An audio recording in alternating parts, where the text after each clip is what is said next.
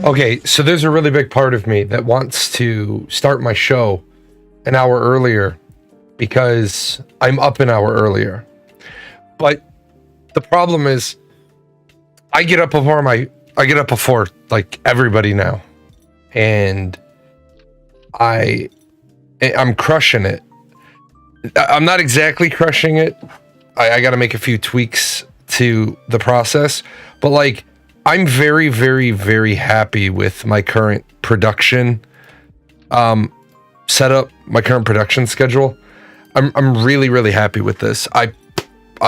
Yesterday I would have put out the politics video that I put out this morning, but my daughter's computer is like 9 years old, and she came over because she can't play Marvel Rivals. So I messed around with her computer for like 30 minutes trying to get that fixed for her. And then I took her to dinner, so I had to drive like to the far end of I had to drive to like the restaurant at the end of the universe because I wanted to take her to the stir fry place because she needs to put on weight. She's battling an eating disorder. She's doing really, really good. She's battling an eating disorder because she has another medical problem. She has SMAS. So one of her arteries, or her two arteries in her stomach, compressed. So every time she ate, she had intense pain. So of course she got the Pavlovian response to, if every time I eat, I have pain, I'll stop eating. But you can't live like that. I mean, you can live on, I don't have any, you can live on the shakes and stuff, but that's not living. That's existing.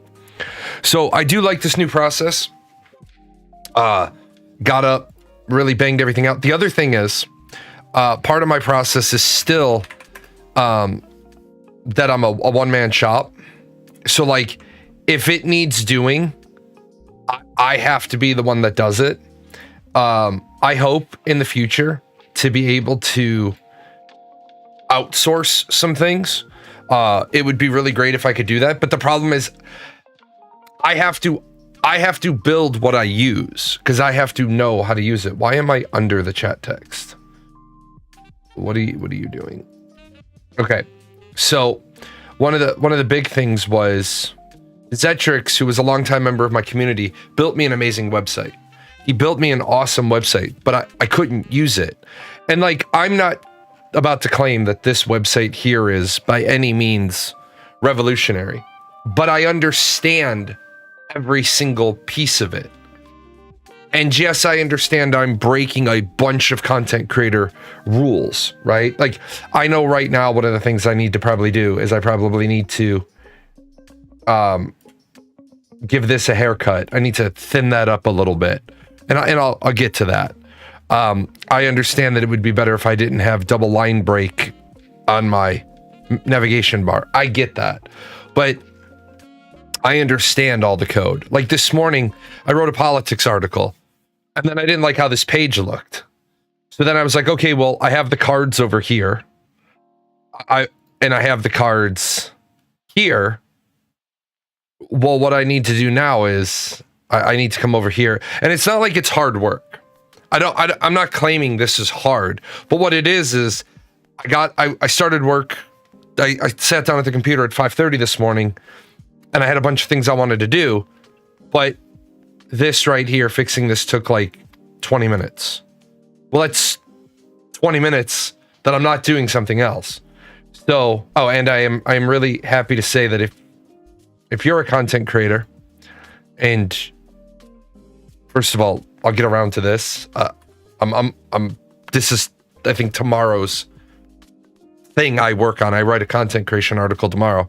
That's the other thing I got to get more disciplined about. This day is this. This day is this. This day is this. Like, don't do other things on that day. Like, if I have more time, add on things. But if you're a content creator, I'm still tweaking this right here, but if you wanna be on the page, you'll probably never get any traffic from it, but it is what it is. Oh, but the whole reason I came here, see, I'm all excited. I finished this article on political point scoring leaves veterans behind. I saw this guy. This is actually a somewhat decent human being. I had a nice conversation with him, But this is what we got to stop in American politics. This is what we have to stop as Americans. We have to stop this shit. All the lying by the Democrats about the VA not being able to provide services due to staffing cuts just got proven to be, well, lies. No, they didn't.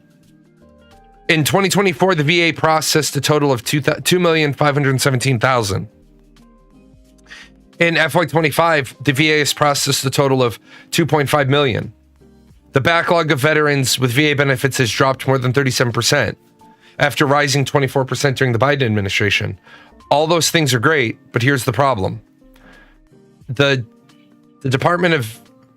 what you're saying is, this department is doing a good job, but they're the paperwork department. This department right here, right? Let me zoom in a bit. This department is where you get your medical care. So this is the paperwork. And what really kind of bothered me about it is, I said to the guy, I said, hey, well, let me see the replies. All right, and I'll have to log in. What I said to the guy is like, hey, you're a vet, I'm a vet. Stop weaponizing veteran care. Stop it. Stop fucking weaponizing veteran care. And actually get us back to everybody takes care of the veterans.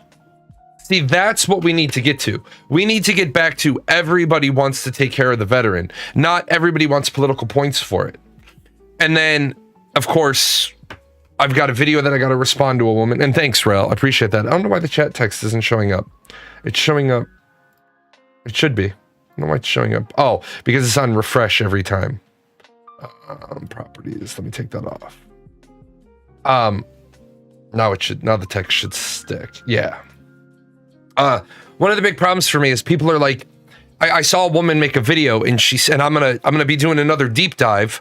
She said, we shouldn't allow people to join the military until they're 25 because you're not through adolescence.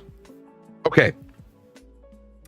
If you're not going to allow people to go to college until they're 25, then they can't vote till they're 25. They can't drink till they're 25. They can't smoke weed till they're 25. They can't smoke cigarettes till they're 25. They can't vape till they're 25. And I'm cool with that. But if you're going to tell me a kid can't go into the military at 25 because we don't want children fighting our wars, then why the fuck do we allow a 17-year-old to enter into a student loan agreement that is going to be more punishing than a mortgage? Because in theory, if you think about it, you don't even know what you want to do when you're 17 years old in life. I kind of knew I wanted to do this. I kind of knew that I wanted to be a on-air personality, and I was. At 16, 17, 18, 19, and 20, I had a radio show. I had a radio show at WXAV, 88.3, the voice of St. Xavier University. And I loved it. I knew I wanted to be like an opinionist, an opinion editorialist. But if you notice, my style is, I don't just tell you my opinion. I tell you why I have that opinion. And I tell you why I shouldn't have that opinion. If I have an opinion that I know is bad, like, for example, I believe in a federal gun owner registry.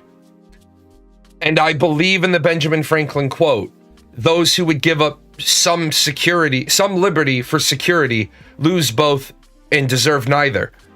And I accept that. But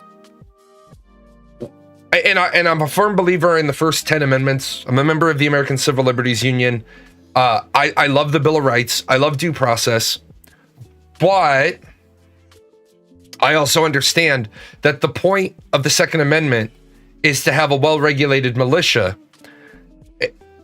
because we had just fought a revolution. If we had better choices and balance, I'd trust government managing those things more. But here's the problem. The government already manages those things. Like, people are like, well, I don't want the government knowing what gun I own. But the government already knows what gun you own. Because they can't go into a database and look up your name and see all the guns you own. But they can go into a database and they can look up the serial number of the gun. And that serial number better get to you because paperwork had to be filed for every time that serial numbered gun transferred. So we're already almost there anyway. And the reason why I'm in favor of a federal gun registry. Yeah, hot take. How can we say no to the military until 25, but a 5-year-old can choose to be a toaster? I agree with you. 100%. The big piece here is that I want people I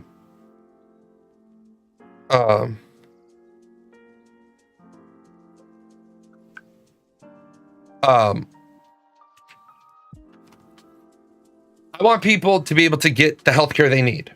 So, and I want people to be safe. So, like, for example, when you're charged with domestic violence, in most states, you're supposed to surrender your firearms until such time as your case is dispensed with. Well, how do they know if you have firearms if they can't go to a database, check your name in, and see what you have? The other one is, I don't want to take away everybody's guns. I'm not interested in taking away your gun.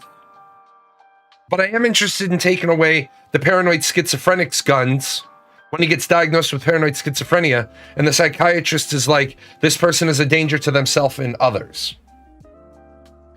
Not because I want to take their guns away, not because I want to infringe on their civil liberties, but just like we know when we study politics, we study law, you have a right to throw a punch, but your right to throw a punch ends where my nose begins. You have a right to have a firearm. But back in the old days, what people don't understand is we had community. We policed ourselves. Right? We didn't have a guy that had 75 different options on how to get guns, bullets, knives, rocks, an anarchist cookbook, a seer manual that teaches you how to make fucking claymores. Making a claymore is not hard. I'm not going to teach you, but making a claymore is not hard. They didn't have that. What they had is they had a local general store, which is where you went. And when you were Lulu, the store manager didn't sell you any ammo. He didn't sell you, like, a couple of guys showed up at your door. They took your gun, right? They took your rifle, and nobody would sell you another one because we had community. Now, I don't want to live that way, but it's we have to fix a lot of fundamental problems in society, and then we can get back. Like, people are like, if they have a registry of all of our guns, they'll come and take them away. Well, we already have a registry of everybody's driver's license, and they don't come take away your car when you get a DUI. The government's already proving they're not doing what people are afraid of. And so, and as I always say, I like to add this caveat to it. If you're an active shooter, if you actively go to the shooting range and shoot, you all know there's that person that if they're on the range, you either go home or wait. You like, hey man, how long's Bob got left? How long's Bob been here? Oh, Bob should be done in like 5 minutes. You know there's that person that you don't want to have a gun. Everybody's like, I support everybody's right to have a gun. Oh, Bob should have a gun? No, fuck Bob. Because Bob is the reason why there's a hole in the ceiling. Like, I don't want to take away people's rights. I want to ensure the maximum amount of rights for everybody. So, if you do get a chance, and let me throw the link. I'll throw the link everywhere. If you do get a chance to read the article, this article kind of sets, like, all of the articles I write are like my political platform. When I write something, I promise you, this is my pledge to my audience. I will never write a piece of bullshit just to get clicks or views. If I write it, I believe it.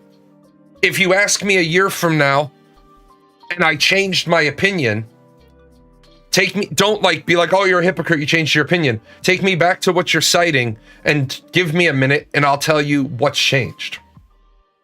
For example, 26 years ago, I thought Taco Bell's food sucks. 26 years later, I still think Taco Bell's food sucks. Do I eat it? Yes. Do I think it sucks? Yes. Then why do you eat it? Because it's fucking cheap. It's not fine Mexican cuisine. It's not fine Tex-Mex cuisine. I eat it because it's cheap.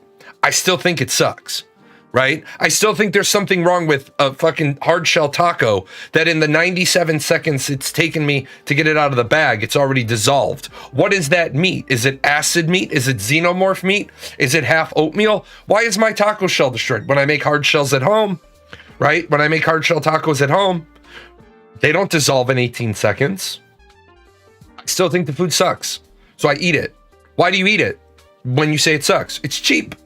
My views don't change. I think we need to take care of veterans.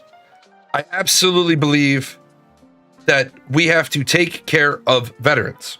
Now, little Bernie Sanders, first thing in the show.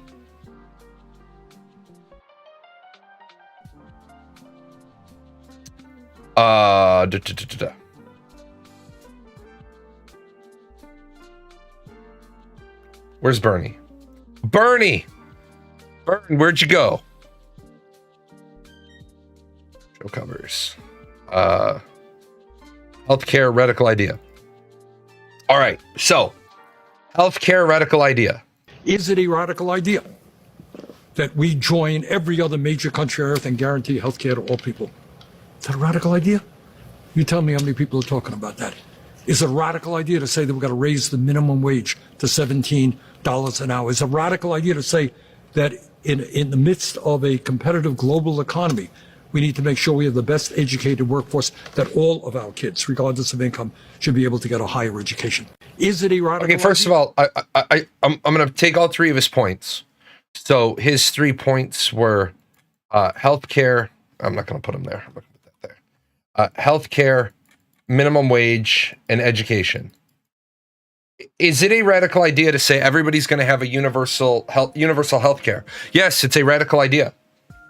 Yes, it is absolutely a radical idea, and it's a terrible idea, because what you're trying to do is you're not saying all the words.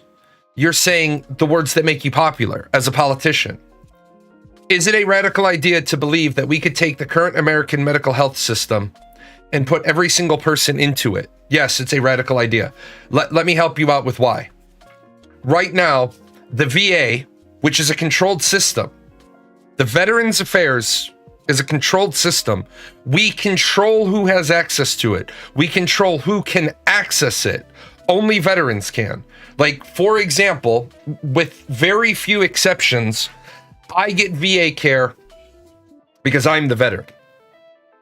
It's not like I can put, it's not like I can start putting my whole family on it.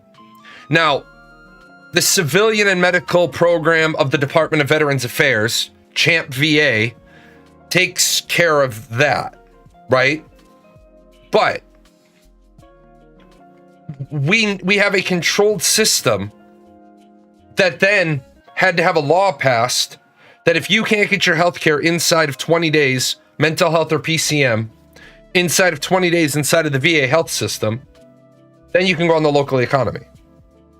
Inside of the VA Mission Act, if you can't get specialty care within 28 days, you can go on the local economy. And people are saying, oh, well, look how great that is. Look how great that is. It's great because it's a closed system. Now, a couple of years ago, we have two major health networks where I'm at. One is HSHS, and that's the network I'm in. The other is Memorial. I'm in HSHS, Holy Sisters Hospital Services. It's a Catholic hospital and medical network, and they're huge. If you look up HSHS of Southern Illinois, you're going to see dozens of locations. And even there, I have a 13-month wait for one specialty. Now, it's because I'm really low priority, so it's not like I'm waiting 13 months and that's the next available. I'm waiting 13 months for the next available lowest tier, lowest triage appointment. Now, I will move up in that triage as other things get disqualified. How are we going to take a system that's already so saturated and just say everybody is entitled to healthcare? Now, you'll notice I'm not talking about the fundamental right of healthcare. I think you have a fundamental right to food, shelter, clothing, medical care, education. I'm not arguing that you don't have a fundamental right. Now give me 10 more words. How do we make it happen? And that's where all the politicians, that's where all the loudest people, that's why I'll never be popular, because I'm a fucking realist. American Nostalgia. I like that username.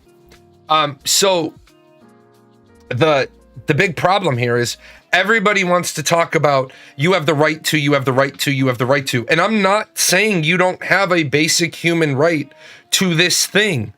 I'm not saying that. What I'm saying is the current system cannot support it. So what are we gonna do about that?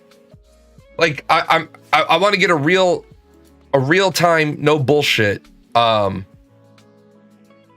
don't want to hit send. The next available appointment in my healthcare system is Thursday, September 11th. That is 26 days from now.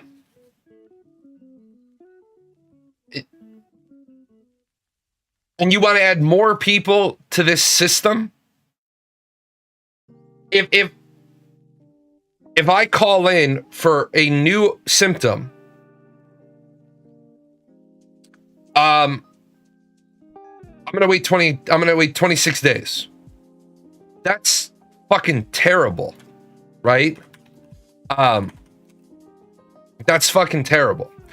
Shit, I don't have the other thing up. One second. I gotta bring up the other thing because it's a viewer question. I always forget to load this. I gotta figure out a way to get this up on a public server. I think this is what's slowing down my machine so much. Oh, and I can't do it now because it's after the fact. Well, I have it up for the next time. How much do I know about forced mortgages? Well, you're gonna have to give me a few words because under forced mortgage, I think you're talking about insurance that you have to carry, either specific, they specify what insurance you need to lay onto your homeowner's policy, or you might be talking about private mortgage insurance. Forced mortgage can have a couple of different meanings. So, which one are you referring to? Are you referring to the homeowner's insurance piece or the private mortgage insurance piece?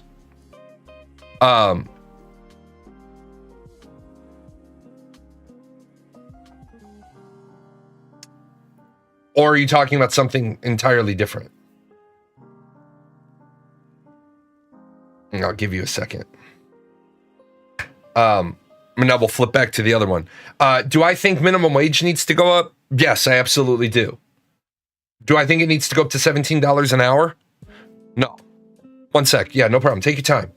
Do I think minimum wage needs to go up to $17 an hour? No, I do not. All we have to do is look at California. California turned around and they said, what we're going to do is we're going to make fast food workers have a minimum wage of $20 an hour. Within minutes of that announcement, I shouldn't say minutes, within days of that announcement, Domino's fired all of their delivery drivers. Because Domino's said, we simply can't afford to pay $20 an hour for delivery drivers. It's just like, I see a lot of people making this argument, and it's a really good argument for really bad reasons. A lot of these people are saying, you have a housing voucher and I fell on mortgage and had surgery because of it.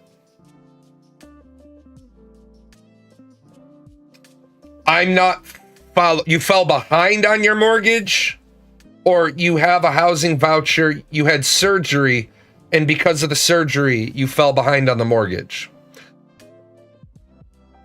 He was asked about his insurance. He clammed up. Okay, hold on. You fell on somebody else's property? Or you fell on I'm guessing you rent and you fell? You were renting from him. Okay, so I understand what I understand is this is you. You're in a rental. You fell and you have a landlord.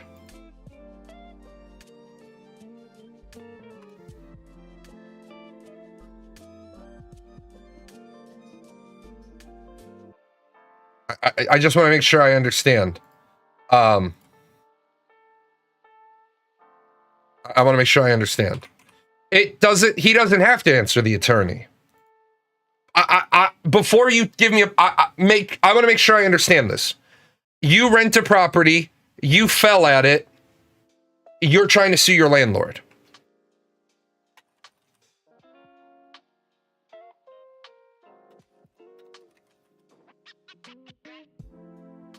I need the starting square. I need to know which, if I'm in the right box. I don't care about being mobile impaired. Stop not answering the questions I'm not asking. Answer the questions I am, because I got to make sure we're in the first box. You rent the property from him and you got injured.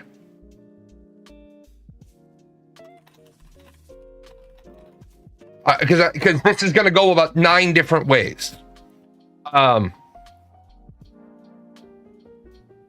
Or I need to make sure you weren't visiting somebody, because I don't care about the major surgery. Just answer the questions I'm asking. You rent the property from the landlord and you got injured at the property that you rent. Okay. Now, what caused the injury? Not like you fell. Did the stairs actually break? Did a handrail break off the wall? Now I need some details about the accident. Because now that I understand that you are the tenant and he is the landlord, a mortgage is completely irrelevant. It doesn't matter if the property. No handrails on the steps. Okay. No handrails on inside steps or outside steps.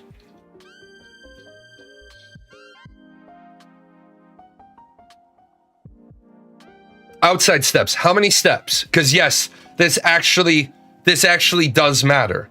How many steps is it from the landing to the ground? Because three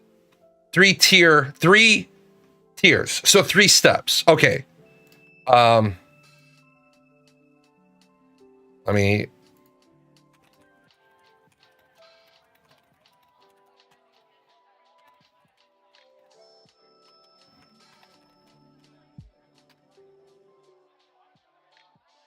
I'm looking up the Universal Building Code. 0 to 3 steps. It doesn't. 0 to 3 steps do not require a handrail. 8 steps total. Now, hold on. Now, this is where details really matter. Okay? This is where details matter. Is it 1, 2, 3, 4, 5, 6, 7, 8 steps like this? Or is it 1, 2, 3 landing, 1, 2, 3 landing, 1, 2, 3 landing? Because these are the things that actually matters. If it's 8 consecutive steps, your landlord is in violation of International Residential Code. The second one. Okay.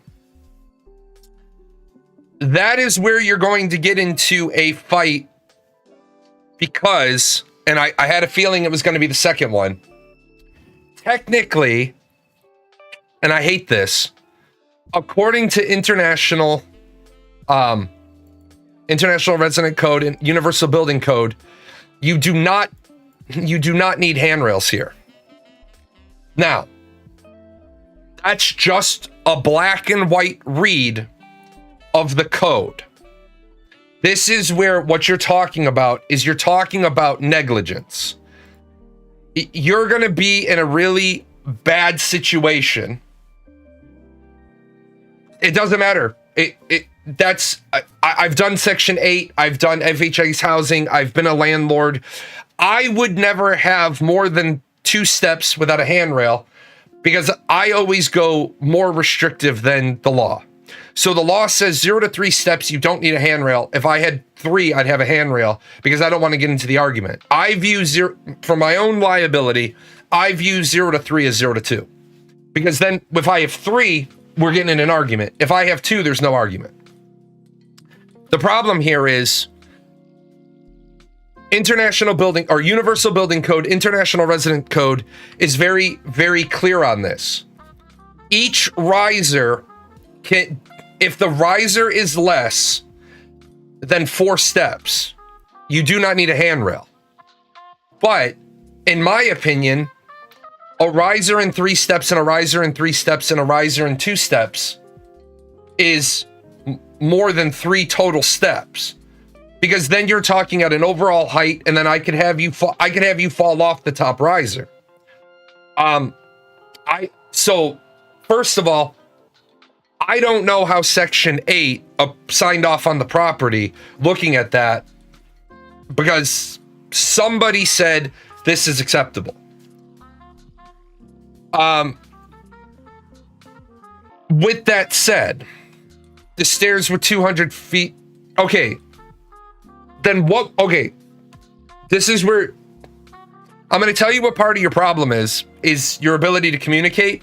What steps are we talking about then? If the stairs are 200 feet from the house, now we have a different set of code because those steps aren't part of the residential property. They might be on the residential property, but they're not part of the residential unit.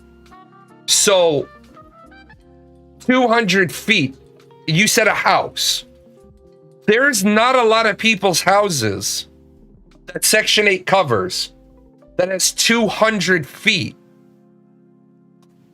Yeah, because now you're not talking about house stairs. You're not talking about dwelling stairs. You're not talking about structural stairs. But now I'm really confused because you said it's Section 8. Yes, it doesn't matter. Again, I don't care about the bullshit.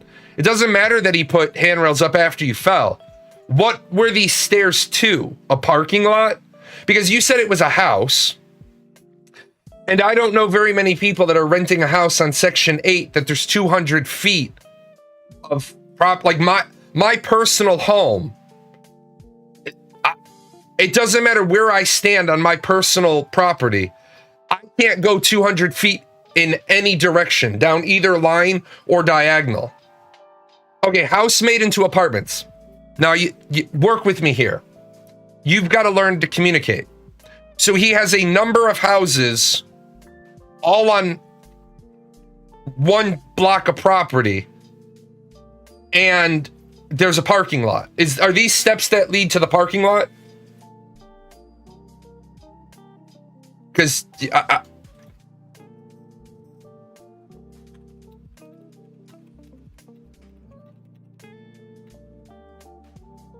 because there's a lot of details here, and yes, you're now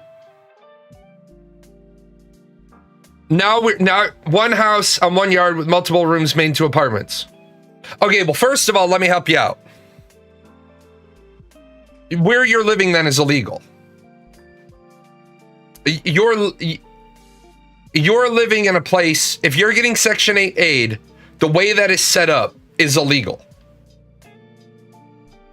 Now you're not going to be going with a now it's going to be number one, ADA standards, and ADA standards require public stairways must have handrails. Well, no, that's not true either. Yes, it is. Well, no, again, because you said it. This is, you're going to be looking at ADA non-compliance now, but you can't sue him for ADA non-compliance. No, it doesn't require at least one rail. Because again, you said these stairs aren't attached to, the dwelling, which means that ADA standard is out. International Building Code, it talks about exit route stairs. OSHA doesn't count. Local jurisdiction and residential codes are 4 risers. Which then, see, that becomes the problem. Because if it's 3 steps in a riser, then he has to have 4 or more risers. Now, Washington, it's 3 or more risers. So yeah, the problem here is it's very hard for me to visualize where you would be, because like if it was a house that's converted or multiple houses that's converted, what are these steps down to? A parking lot? And those aren't egress steps. Let's look up Missouri specific.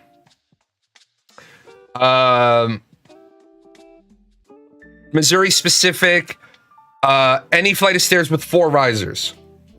Yeah, I don't care about one house. See, here, man, I'm going to help you out. You're like, one house with 3 apartments goes to the street. But then you're giving me bad information. I can't help you because you're giving me bad information. Because I don't know of a single place in Missouri that from the front of the house to the street is 200 feet. The front of my house to my sidewalk is less than 20 feet. And then I have the sidewalk tile, and then I have another 2 feet, and then I'm at the street. So where I'm having a really hard time to help you is because, like, you're telling me there's a house. No, you said 200 feet, man. 200 feet from the house to the street. That's like 4. That's enough space to put like 4 more houses. Okay. So I don't know if you know it's 200 feet or you just guesstimated, but 200 feet is a fuck ton of space. Doesn't matter if the front yard slopes down. 200 feet.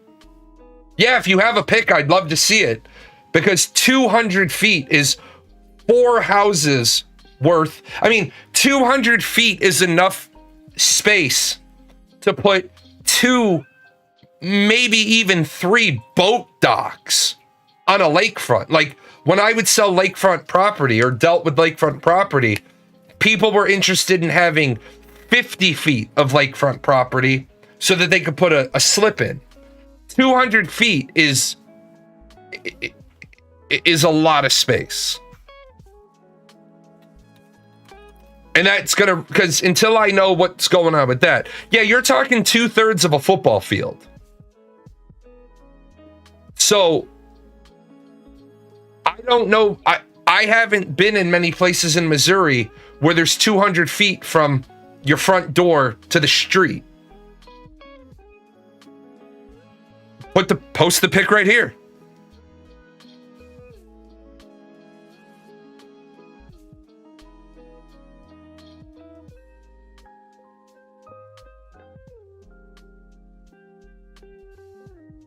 But to go back to the top part question, if you're what I'm going to do is I'm going to say this situation is so fucked. This situation is so fucked. I hope you have a lawyer. And yeah, this one's going to get ugly all the way around. He has no permit. Yeah, he does. Let me stop you right there. You can't be in Section 8 housing without the landlord having the right paperwork. I'm going to stop you right there. There's no fucking way. Okay? There's no way.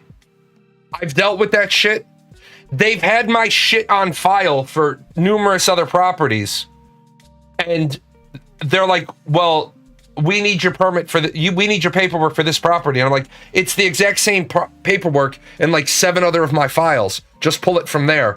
And they're like, we can't. You have to submit it. And I'm like, but you have it. No, I'm gonna stop you. I don't deal with bullshit. On my show, I don't deal with bullshit. Yeah, okay. The landlord doesn't get paid if he doesn't have the paperwork on file. Done. They stop your check. If they're missing anything, they hold your money in escrow. That's why I'm out of this bullshit. That's why I sold all my properties. I don't want to deal with that shit no more. There is no Section 8, FHA, Housing Authority, let the ball drop. Number one, if the paperwork wasn't in order, you didn't move in. Number two, if at any time you're living there, the paperwork doesn't stay in order, they hold the landlord's money. That's it. Period. And landlords don't let Section 8 people live there when they're not getting paid. Because there's a clause that allows me to evict. Uncontested eviction, even out of season. It's the only time you can evict somebody in the non-eviction season is when the government stops paying for them. Because then I go to court, I file my eviction paperwork, I say I'm not getting paid by Section 8, it's the government's problem. The judge says, where's the Section 8 representative? They're in the back of the room, and they better be able to articulate why I can't get paid. And and they better be able to show it. And if I have all the paperwork right there, they're going to say, oh, well, we can't pay Mr. Jalan because he doesn't have this on file. Here's my registered certified copy of receipt when you received it. Here's the receipt back that you said you'd received it. Can you please provide a notice when you said I needed to update some paperwork? The judge is going to say, well, he's proved he submitted it. He proved you had it. Unless you can prove you've asked for something else. Well, it would be convenient if we could just get an updated copy. Your Honor, I have an updated copy. Can the clerk please notarize? Yes. I'd like to enter into the record that I'm turning this over to an individual named from the office at, and that person just fills in the blanks, and then they take it, and then I pay like $12.75, and I get a copy of the court transcript. That's now my new certification. So yeah, a lot of this story I'm going to help you out with. You need to learn to help yourself because a lot of the story that you're telling me doesn't line up. Bottom line answer though, if you fall and get hurt at your rental, unless it's negligence on the part of the landlord, it's your problem. It can only be negligence on the part of the landlord if you've notified the landlord and the landlord hasn't corrected. Give you a great example. I get a phone call. A kid has fallen off of a staircase because the rail rusted through. That's the call I got. I went, and the first thing I asked when I got there was, where's the fucking rail? And they're like, what do you mean? Well, the kid fell. Where's the rail? The rail's gone. So then I'm looking at the 3 connectors drilled into or set in the concrete. There's no rust. So I got the old 35 millimeter camera out. Click, click, click. Wasn't it the fucking rail rusted through? It was the fucking kid was yanking on it all the time. And then the kid finally 1, 2, 1, 2, 1, 2 off the kid went. It's not my fault. That's not negligence. Still got sued anyway. Went to court, cost me a bunch of fucking money. All my lawyer asked was, where's your maintenance call? On what day and time did you notify the landlord that the rail was rusted? We showed pictures of the rail on the other side. There's no rust on the rail on the other side. Oh, so you're letting your kid fucking bang away on it. Yes, people fall. Yes, people trip. Yes, there's a lot of bullshit. But the way you're presenting the story is unbelievable. So it's kind of hard to help you. We're all over the place. I don't know of a, and you said you had a picture. I haven't seen a picture. 200 feet between the house and the street. I don't know where that is. That's a lot of space. I also would question if a landlord had 200 feet between the house and the street, and he's gotten the zoning changes to be commercial property, why the fuck hasn't he built like 3 or 4 other apartment buildings there? Because on a third of an acre plot that you can put a single family home, you can put at a minimum a 3-story, 6-unit property. Also, I don't think what you said is true, because I've never known Section 8 to allow funding for a converted room. Now, if each of the rooms has a bathroom, that's one thing. Section 8, I believe, because it's been a minute, you can't have studio apartments. You have to have designated bedrooms, because a studio apartment is technically a 0-bedroom dwelling. You have to have a designated bedroom. In Missouri, and again, I'm an Illinois guy, but in Missouri, I believe Missouri has closet. Missouri has egress window. In order to be classified as a bedroom, you have to have those. You have to have those things. Section 8 generally requires isolated bathroom. Otherwise, it's a different type of housing. So I think the problem here is you have a bit of a misunderstanding over what you even rented. And what I would say is you got to go get all your ducks in a row. You got to get your ducks. And as far as him having to carry insurance, he has to carry insurance on the property for things that are his liability. And if it really is a 200-foot stretch, then yes, he would have to have insurance on that.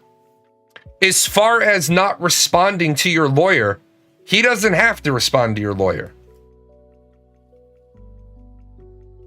You don't ever have to respond to somebody's lawyer. I do if I'm going to win, because I pay my attorney a lot less money for pretrial work than I do for courtroom appearances. If I got to pay my attorney for a courtroom appearance, I start paying him the moment he starts going to the courthouse. I pay his travel fee. I pay him to be at the courthouse all the fucking time he's there. And I pay for him to drive either home or to the office. That's a lot of fucking time. I respond to people. Well, I have my attorney respond to people because that's going to cost me like $200 versus like $900. With that said, if you're genuinely hurt, and no offense, if you're on Section 8 housing, I'm going to gather that you're on other medical insurance. You're probably on Medicaid or Medicare.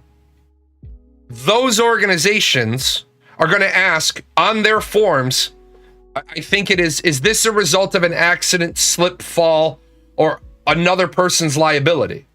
If you put yes, then they're gonna go after him. You don't even have to sue him.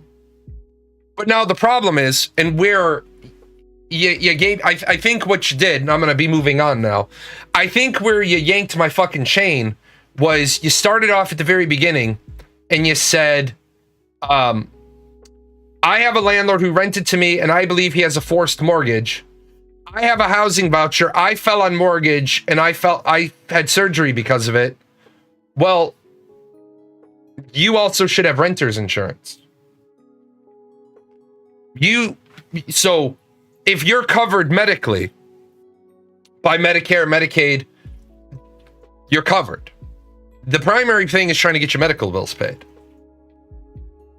So I would recommend that you put all your ducks in a row and go back to your lawyer and have things tidy, because right now this isn't tidy. With that said, back to Bernie Sanders. Is it a radical idea that we join every other major country on earth and guarantee health care to all people? Yes, it is a radical idea. And the reason why it's a radical idea, my European friends will tell you, any of the Europeans here will tell you, they get government provided health care. It's not necessarily good health care. Okay? It's not necessarily good health care. It's government provided. Notice I don't say free, I say government provided. Girl in Canada already has brain cancer They find a tumor on her spine. She has to wait 14 months to get an MRI of her spine. I'm not giving government provided healthcare to some North Korean that wants me dead. Well, yes, but North Korea has government provided healthcare. It's not great. Ireland has government provided healthcare. It's not great. It's free. It's cheap. Right?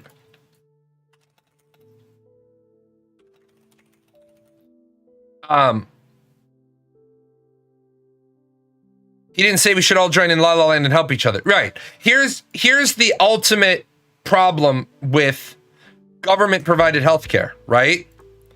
And as we know in America, we get it fast and good, so it's not cheap. So in America, it's like, oh, you had cancer?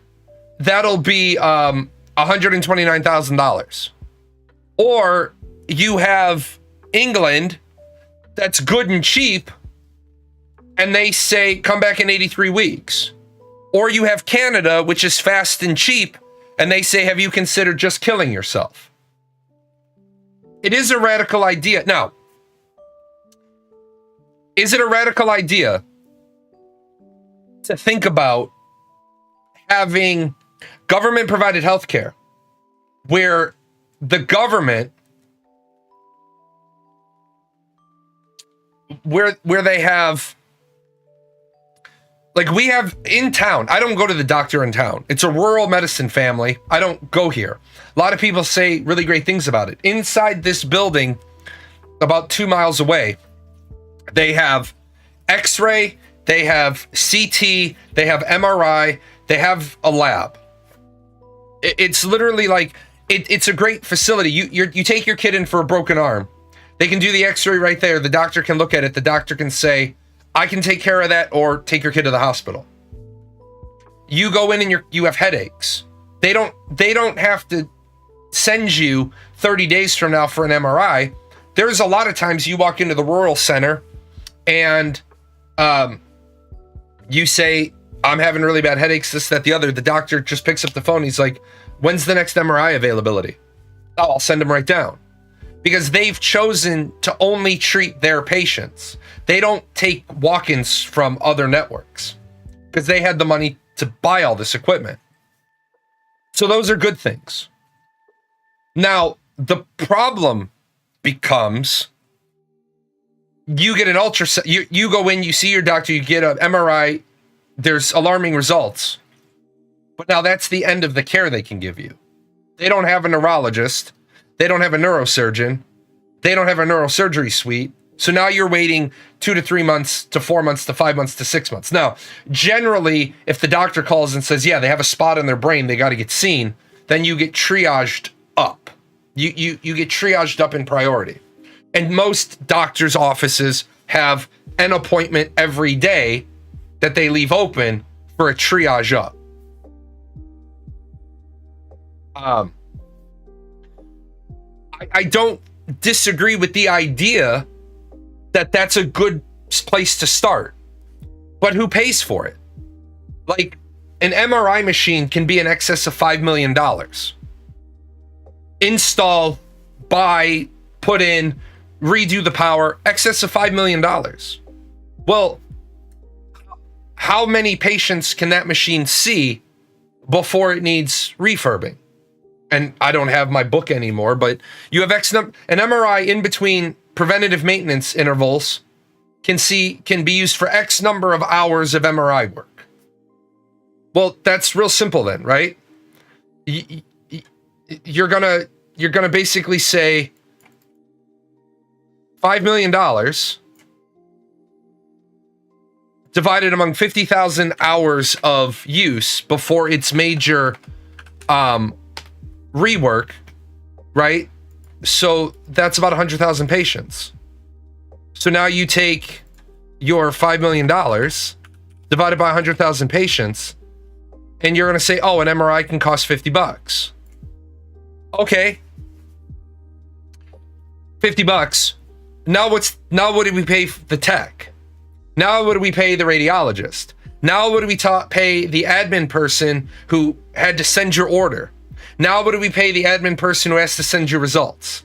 Now what do we pay the janitor who has to mop the floor at night? Now what do we pay the BMET who has to come in and put the disk in and do the software update? I'm not saying that I believe an MRI should be $5,000, but I'm saying that people that are like, oh, well, you take this cost, you divide it by this, and you get 50. Yeah. Well, now what about the pool of money for the people who never pay?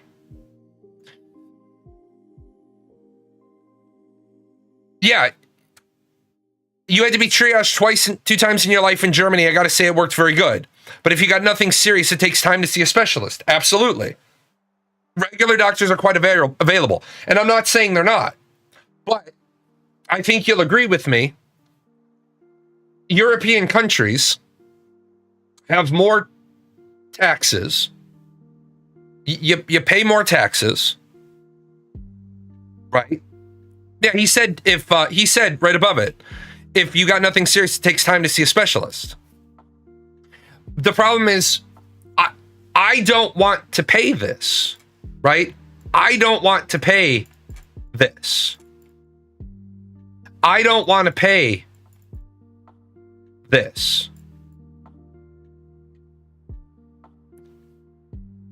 I don't want to pay 18, like, I know it's not on soda, but to just, I don't want to go in and be told this is $1, which is a ripoff anyway. But I don't want to be told that this is $1, and then I get up to my register and I have to pay $1.18, because that's what a value-added tax is. Now in Europe, they don't, and I'll say this, I'm going to make fun of you Europeans just a little bit. You all don't understand well, most of you do. Your taxes are baked in. Yeah, you stamp it right into the price. But then you start talking about how easy Americans have it, but you forget that we have a sales tax. It's just not 18%.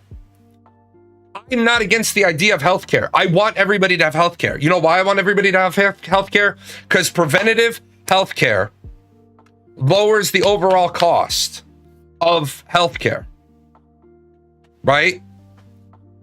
Number 2, I want to deny people with conditions unless they fix the underlying condition.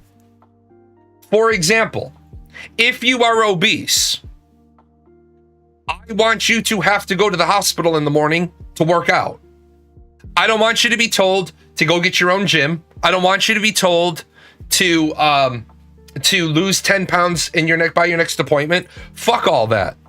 If you want to mandate everybody is going to have access to healthcare, then if you are obese, every day, Monday, Tuesday, Wednesday, Thursday, Friday, your ass needs to be at the hospital for the 5:30 class, the 6:30 class, or the 7:30 class, because you have to weigh in every day.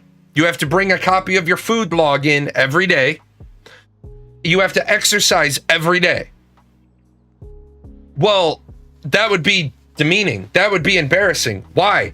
You are fat. You are obese. I would fucking love if somebody mandated that I have to show up every day. Because then they would say, hey, Jay, you've got this pulmonary issue going on. It's called obesity. Hey, Jay, you've got this pulmonary issue going on. Is it getting better as you lose weight? Yeah, holy fuck, imagine that. Imagine that.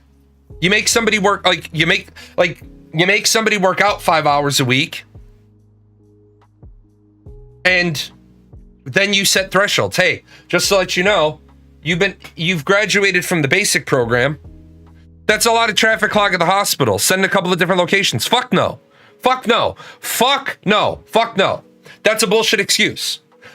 That's a bullshit excuse. I want them at the hospital. Why? Because if they fall over and they have a fucking heart attack, I want them right there at the hospital. I get what you're saying, though. Let's build hospitals so that it can accommodate this new requirement. Old hospitals? No. Old hospitals? No. Just like we don't require 88. What if you can't go there or you don't have a way to get there? That's a bullshit answer. Here's the problem. We're going to find a way to get you there. Because that's our job. That's our job. It's like I said the other day. I made the comment the other day where I said, I want to get rid of SNAP altogether. I want to get rid of SNAP all the fuck together. I want you to have access to a government Air Force, not Navy or Army or Marine Corps. I want you to have access to an Air Force level dining facility where you have a card that entitles you to walk in and get a meal right now. No, I know what you're saying. You said send him to a couple of different locations and have a couple of designated hospital staff there. No, I want them at the hospital. That's where I want them. Because I want them to be able to go to the hospital. If they have a heart attack, I want them right there, right? I want to do the health management at the health management center. I don't want to have to send people all the way around the world. You say it creates a traffic jam at the hospital. No, fuck, if that's the case, and I will admit that will be the case at certain facilities, then as we online new facilities, we learn from the past. And we say, we can't do this program at this location. So what we're going to do is we're going to build a new location that meets our new needs. Because Bernie over here, he's not talking about old needs, he's talking about new needs. So let's get into it. Where are we going to put the new hospital? Well, it's got to be on major public transportation lines. Why? Because people shouldn't be fucking told it's a 4-mile walk to the goddamn hospital from the nearest public transit. You know what should be outside of every fucking hospital? Multiple bus line stops.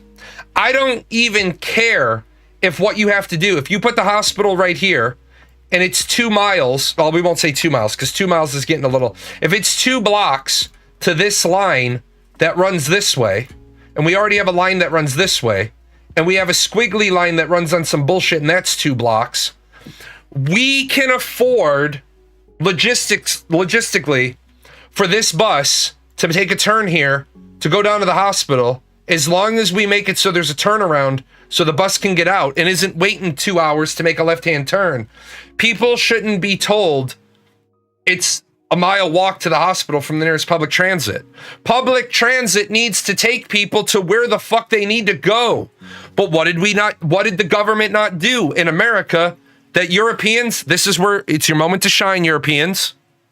Your fucking life is designed to run on public transit. Not only in your town, but every fucking town down the line to the next fucking country. If you're a European, when you step out of unless you're in like the fucking boondocks, when you're a European and you step foot out of your house, doot, and you put your first little set of piggies on public property, there is public transit within walking distance. It might be a trolley, it might be a train, it might be a bus, it might be a boat. Yeah, but my truck has balls on it. Yeah, it is. I only have tiny walks when I go to get off transit. I can take a train from my home to anywhere in the EU. Right. Now, this is where the major difference is. Europeans don't have massive sprawl land. Half of our problems in America are from fucking sprawl.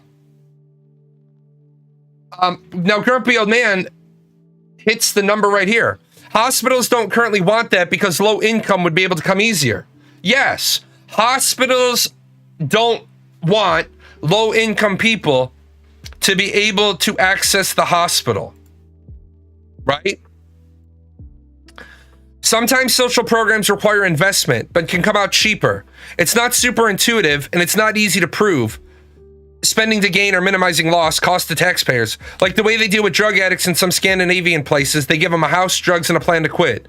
They have a high rate of converting those people to productive citizens. Net gain compared to the war on drugs. Yes. In Denmark, all hospitals have government-mandated public transit lines. Yes. I saw somebody say, if we can put all the fucking casinos on the fucking bus line and the train line, we can put the hospitals on there too. Yes. Absolutely.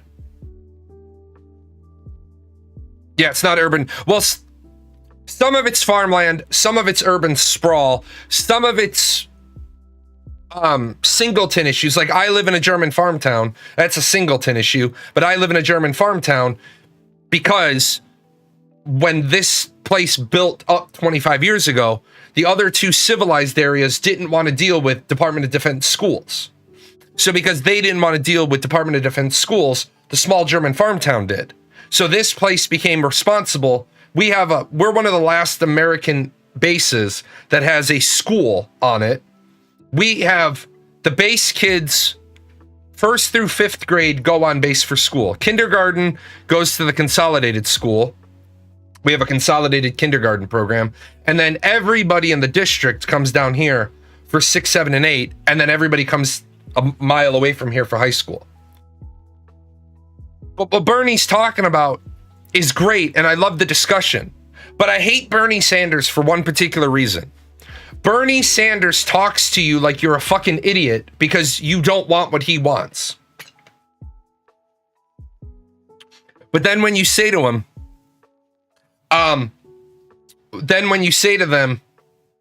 give me the next 10 words, he's always too busy to give you the next 10 words.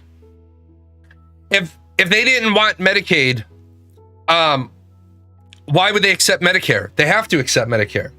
Because if you accept federal funding for building new suites, building new wings, if you want to take, you don't get to be picky choosy. Remember, Medicaid is state administered and federally funded with minimal federal oversight. Well, if you want to get state tax breaks, if you want the state to give you a property tax break and an income tax break for 20 years because you build a new hospital, you have to take Medicaid. So that's that backroom jerk each other off deal. We'll agree to take Medicaid if you agree, and you've got the local mayor and the local government leadership there. No, Medicaid is the low income health program. Medicaid is low income. Medicare is old and disabled. Yeah. I do that shit all the time. It's fucking pain in the ass.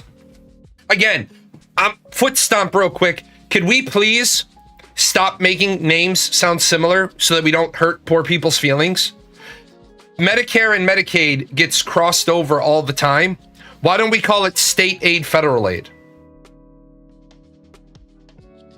What insurance do you have?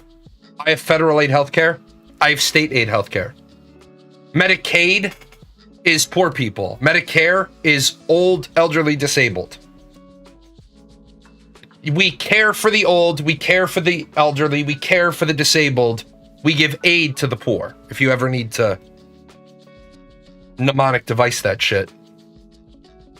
But what they do is they say, we want the tax breaks, so we'll take Medicare, we'll take Medicaid, we'll take all these things, but don't put a bus ride there. Yeah, Medicaid can be disabled too, but most likely, if you have a disability, you should have filed for SSDI. People on Medicaid people on Medicare have paid into the premium. Real quick, because I talked about it in the article that I wrote today. People are mad about things, and they're mad about not knowing the difference. Wow, my handwriting sucks. I gotta get a pen. People don't understand the difference between these three things. I'm gonna make this one a different color. The reason why people get mad about these three things, this is supplemental. Supplemental is administered by Social Security, but not paid for by Social Security.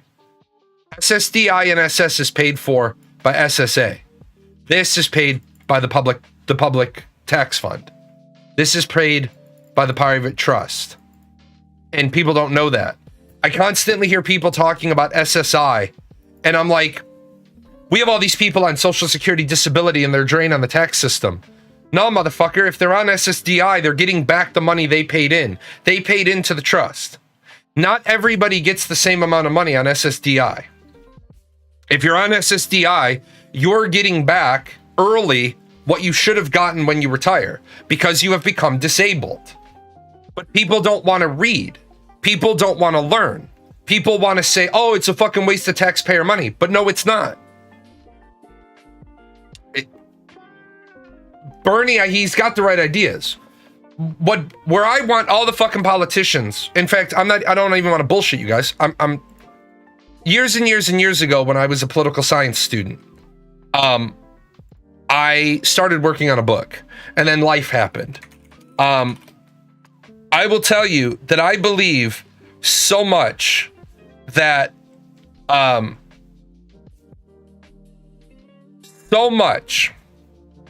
fixing education, even though I think there are 900 things we need to fix and they're all equally important, the two first most important things we need to fix in America are fixing American schools and fixing student college debt. And we could fix student college debt in 15 seconds. My fellow members of Congress, for some odd reason, the state of Illinois has voted me in. I want to make a change to student debt. Student debt is hard capped at 15% of the total dollar amount that you borrow. So if you borrow $100,000, you'll never have to pay back more than $115,000. There is absolutely no reason that wouldn't get 535 out of 535 votes and be on the president's desk by fucking lunchtime. We are going to introduce a secondary bill at a later time to help unravel all the bullshit, but I think there is something criminally and corporately wrong with a government, with a society that allows a 17-year-old to borrow $100,000 to go to college, and nobody has told that 17-year-old that they will pay back close to $200,000. What'd you say here? Because I always like viewer comments. If we can ballot the banks for mismanaging their business at the expense of the taxpayer so they can spit in our face using that to do stock buybacks, CEO bonuses, and lobbying, surely we can add healthcare to the Social Security net.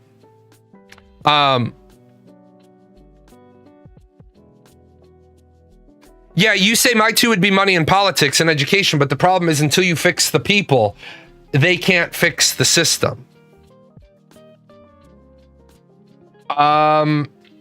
Let me grab that one. And to throw a wrinkle into it, people complain about not being able to work from home, yet has there been any redefinition of disability since people want to work from home? Yeah, grumpy old man, that's the really big problem.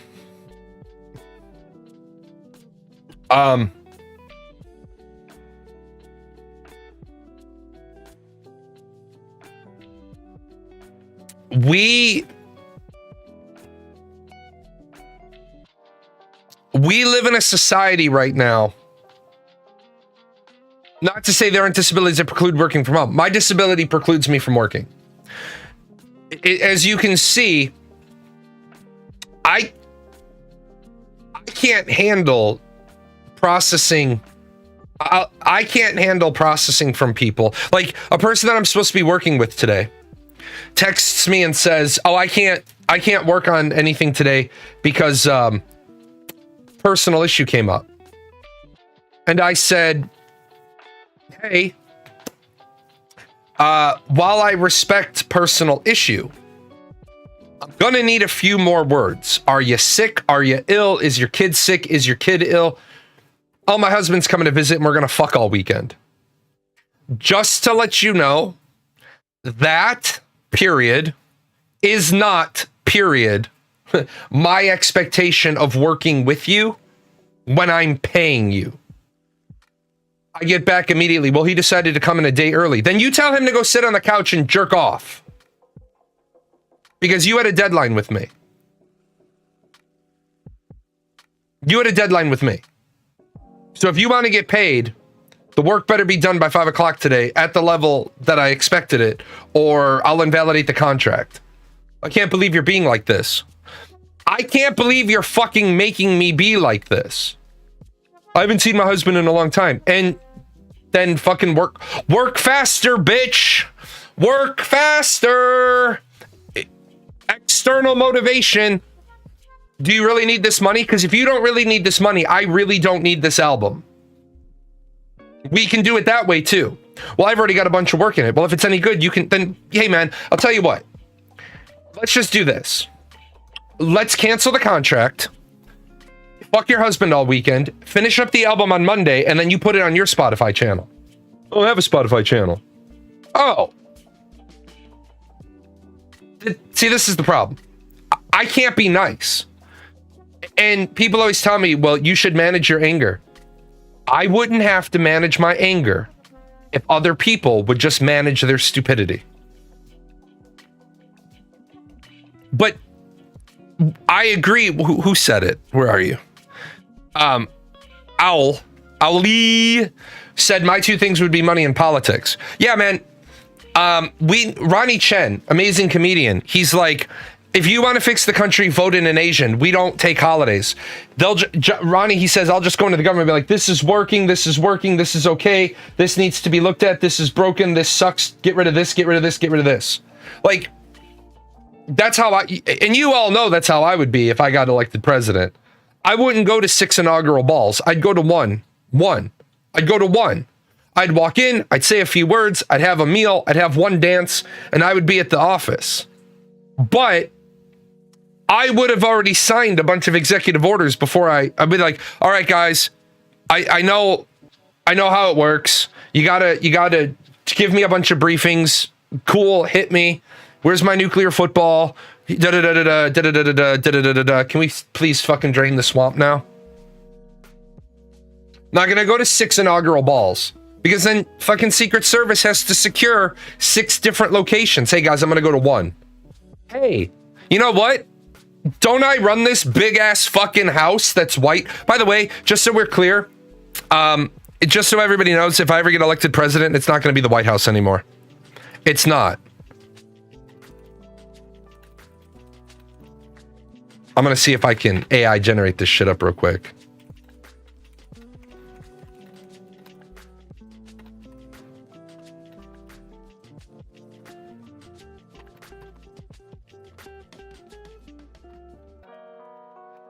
We'll let AI do its thing for a minute. I would repaint the White House.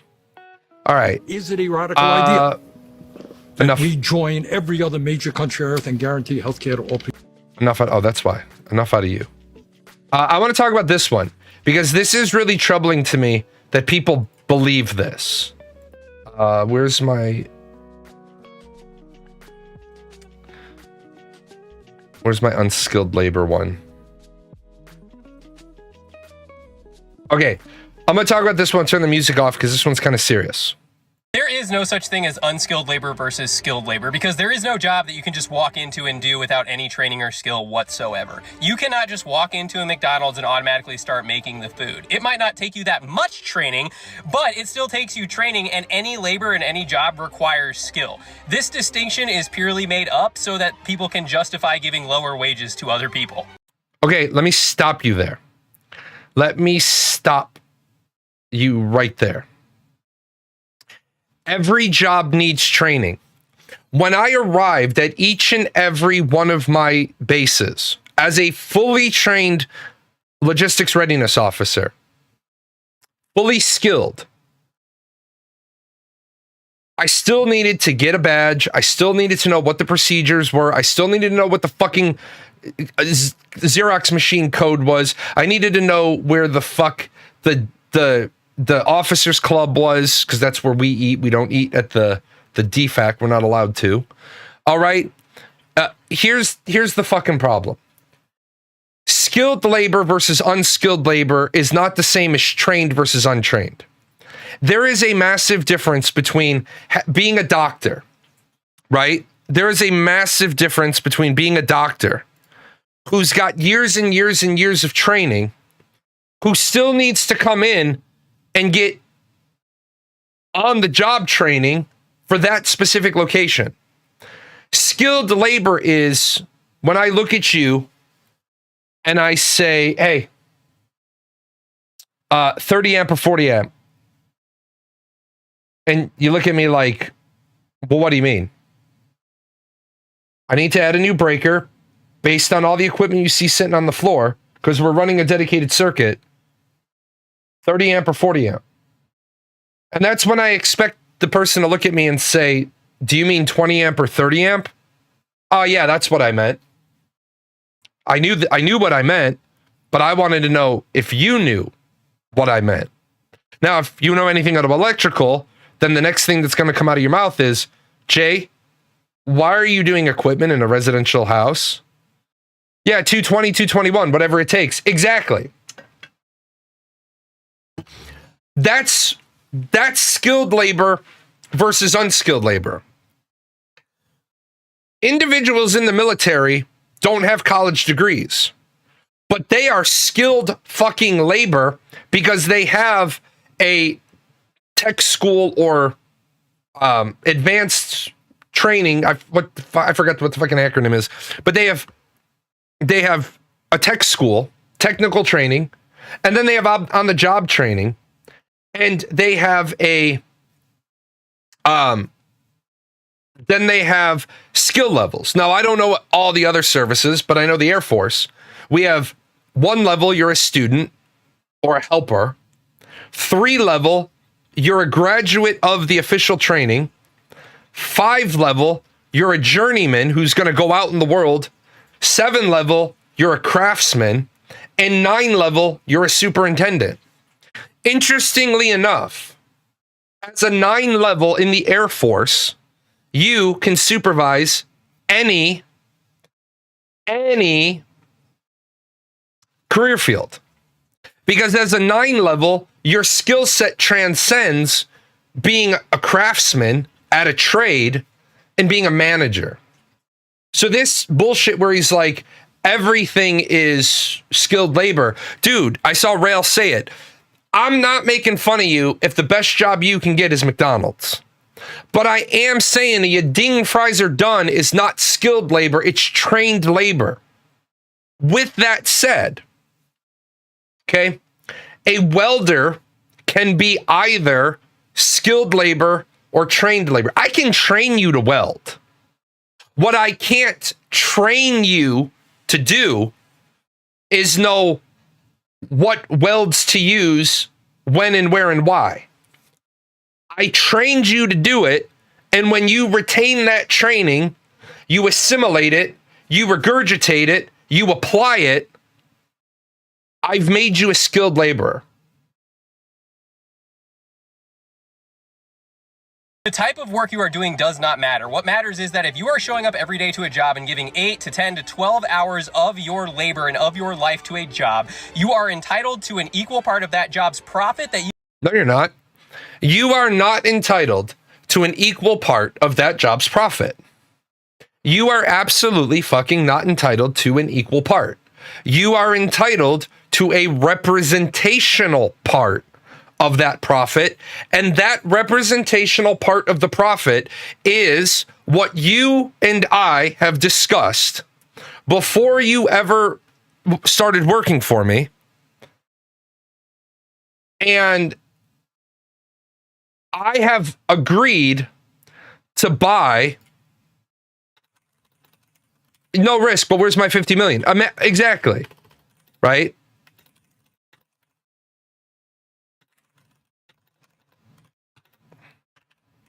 You don't have any risk. Now, I agreed to buy an hour of your labor for $15. If you don't like that arrangement, say fucking no. For example, I'm now at the point where I want to open up PGN's website, everything except PGN Music, because PGN Music has licensing and ownership transfer. But if you want to write a one-off article, if you want to write a one-off political article or game article, and you don't want to build your own website, give it to me. Write it. We'll talk. I'll put it up.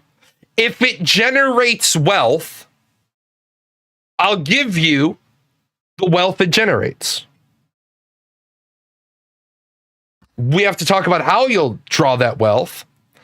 But if you want to make, if you're like, you know what, man, I don't want to start being a YouTuber. I don't want to make a bunch of videos, but I occasionally want to make a video. I'll fucking put it on I'll put it on my site, and I'll even show you, like, that's the wrong one. I'll even show you how nice and easy it is. No, I won't, because I'm currently on my Jake account. I can't switch accounts. On my monetized channels, I can go in there and I can click on the video and I can show you exactly how much money that video made. I have no problem doing that. I have zero problem doing that if people are like, I want to dabble my hands. I want to dabble my hands at being a content creator. Then I'll help you. I will put you up on my brand. If you decide you like it, we'll spin you off. If you decide you don't like it, then you didn't waste the 300 hours getting established. You help create, and a livable wage. It does not matter what you are doing. If none of the people that work at McDonald's to flip burgers and make food and run the register show up tomorrow, McDonald's does not have a business. You're right. McDonald's does not have a business. And welcome to your fucking Shaka, his eyes unfurled, have now finally realized where the value of labor comes in. I hate that I can't shift these around. My condolences on your brother. Maybe not everyone's business interests, and people's interests don't always align, as a trickle-down economy claims. A good example is seatbelts. Cost-benefit analysis by car manufacturing. They successfully fought them for decades as the bodies piled up. Yeah, you're right. Let's look at this one. Do I feel there is a clear line from skilled and unskilled in practical application? Clear separate levels. Being better than a certain percentage of the competition makes you able to make a business out of it. Is that the threshold in the skill conversation? A key metric to start the conversation? Yes, I think there is. And what I think that difference is the difference that I alluded to. What I alluded to was, on your first day of work, if you don't know shit, then I'm going to teach you in a way that is crawl, walk, run. I am not going to expect, like, one of the things I used to tell people when I was their trainer for the reserves before they went to tech school is I used to say to them very clearly, I am going to train you to a certain level, and then I am not going to train you past this level, because you need to go to tech school and learn it their way so you can graduate tech school and then come back. And then all those gaps I left in your education, I will teach you the rest of the shit, the gaps that I leave. But for right now, I'm leaving the gap because I don't know exactly how the schoolhouse is teaching it now. So I don't want to set you up for failure. So on the first day I'm training a new guy, I'm like, okay, this is the electrical safety unit. This is the last step in the process. Why am I teaching you the last step in the process? Because it's something I can give to you, train you on, and then you can be fucking useful. You can feel like a useful mammal because you don't need tech school to do this task. Does the task suck? Yes. But I can teach you some stuff. When you get back from tech school, whether I trained you or not, my expectation is you know how to use that machine because they taught you how to use it in tech school. But I'm still gonna go see do it. I'm gonna make you go see how somebody else does it, and then I'm gonna have you go and do it while I observe you. And if you don't fuck it up the first time, I'm gonna reasonably assume you know how to do it. That is skilled labor, or it is trained labor to a level of skilled. Everybody starts off unskilled. Everybody starts off untrained. I would be scared shitless if a guy showed up at medical school and could just fucking perform, a heart transplant. Be like, how the fuck you do that? Then I find out he's Dexter. So yes, I think there is a clear definition of what skilled is and what trained is. Now, is there people who straddle the line because they don't have a fully rounded education? Yes. Are there people that are supposed to be skilled who behave like they're trained? Yes. Are there people who are only trained who are able to pass off as skilled? Yes. No, it's not X amount of time. It's not knowing. I'll give you a great example. That's a great question. Let me pop that up because it's a great perspective. the line gets blurry. Is X amount of time in school? Is it knowing 90%, 80%? Is it the ability to make money? Is the legitimization of having graduated from an accredited program? No, I don't agree on any of that. Here's why.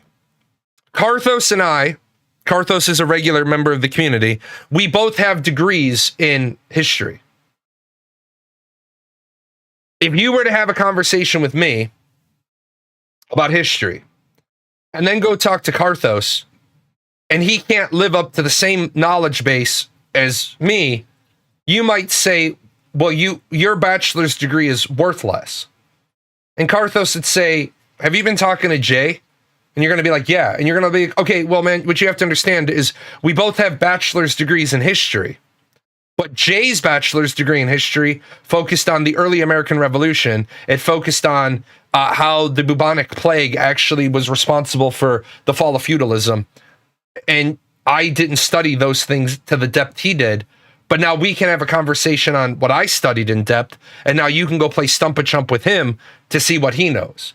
That's why I don't think having a degree in academia puts you on that level. Now, when it's a technical skill, where red is red and black is black and 1 is 1 and 2 is 2, you better show up on the job site if you're graduated from the union electricians course, that the one I started off with. I said, hey man, we're wiring all this equipment into this room today. We're doing it on one circuit.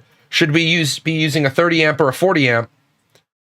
The first question I expect to hear from that person is, do you mean a 20 amp or a 30 amp?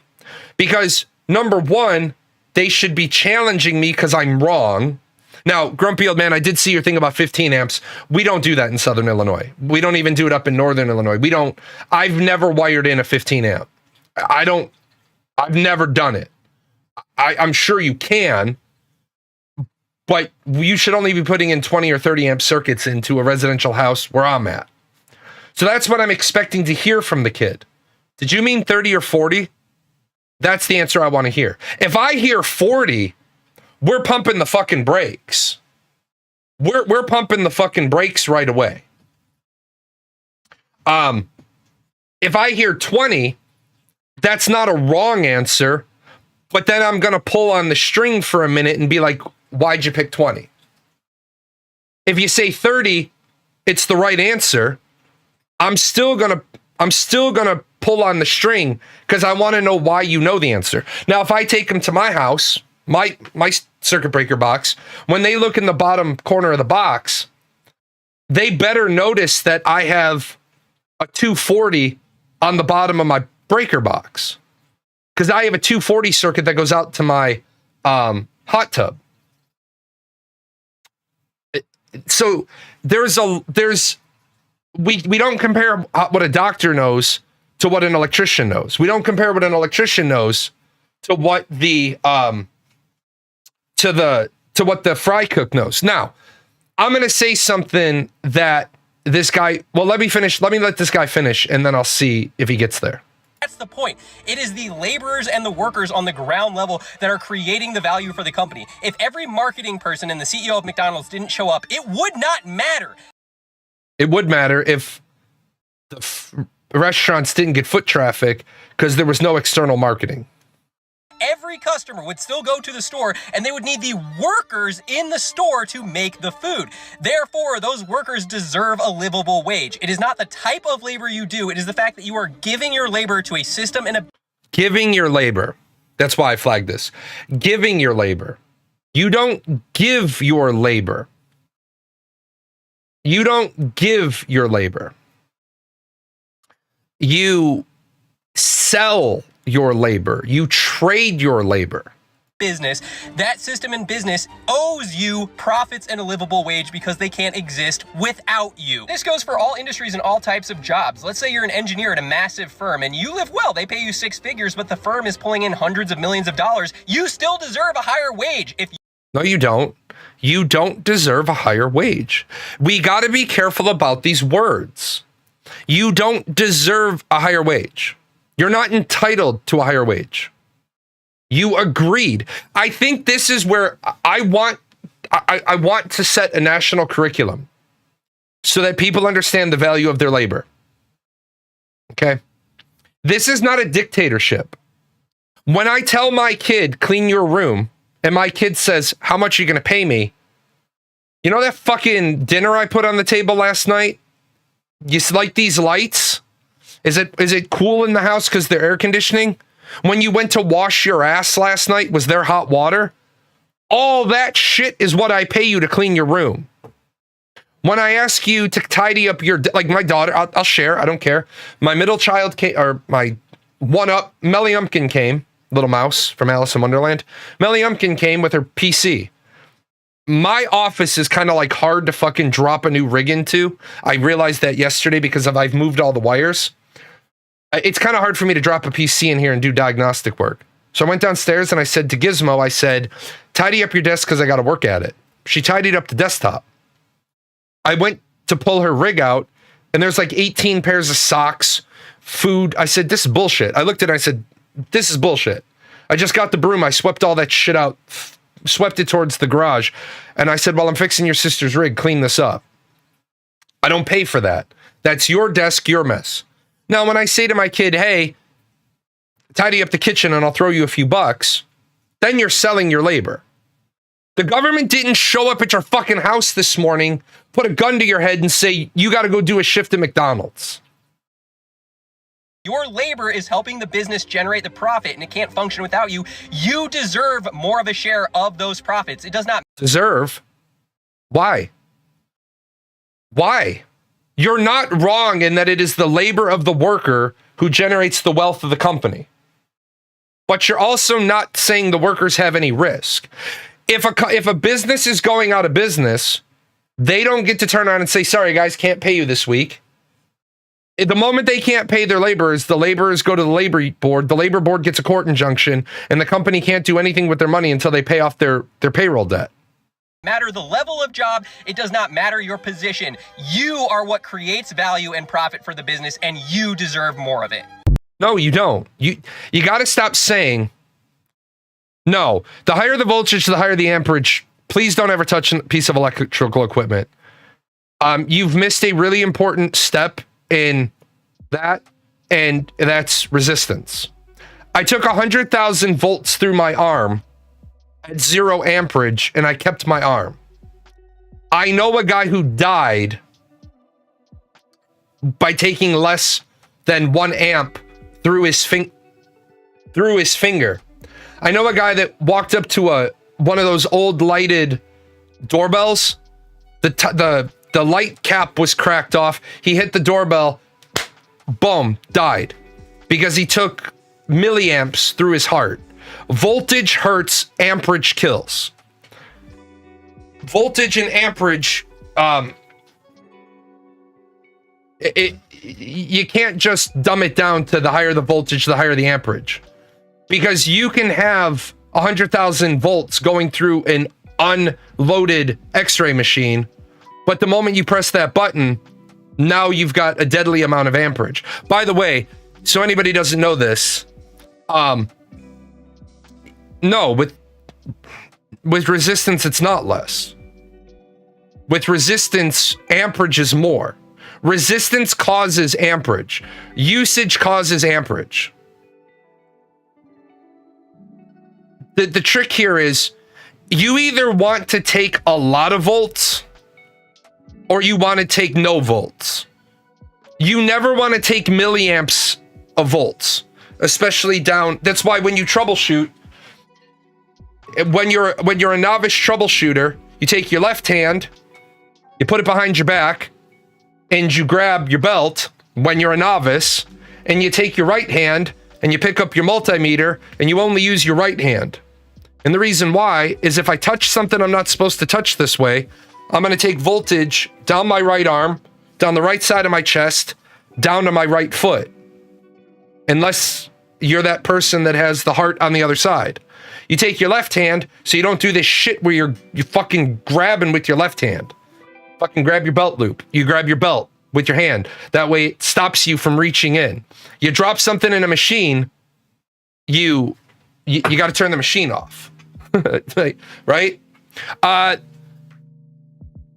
There's also learned where you've been told how to do something and those who have practical knowledge. Yes, absolutely.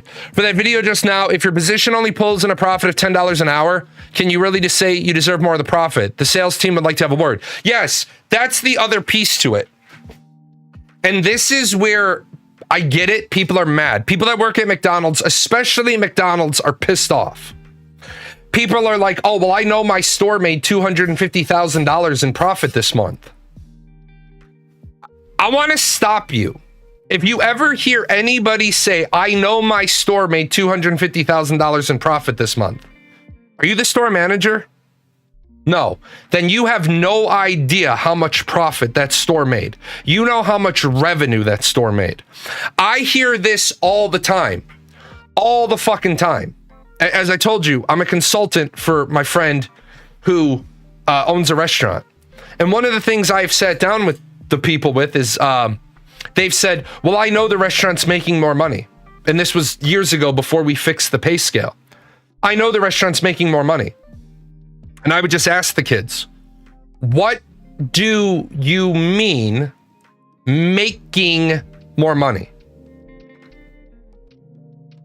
And they would be like, well, I close out the register and I run the nightly credit card reconciliation, and we made like $7,000 this day. What do you mean made? That's your income. That's your revenue. You haven't even paid off anything. So I showed them so they could understand. I pulled out the leasing book, throw the leasing book down. Guys, there's $250,000 unpaid for equipment in the kitchen. This building's not paid for. What do you mean? We didn't make shit yet. If this was a family-owned business, all of you would be working here for free. You got paid. You're the worker.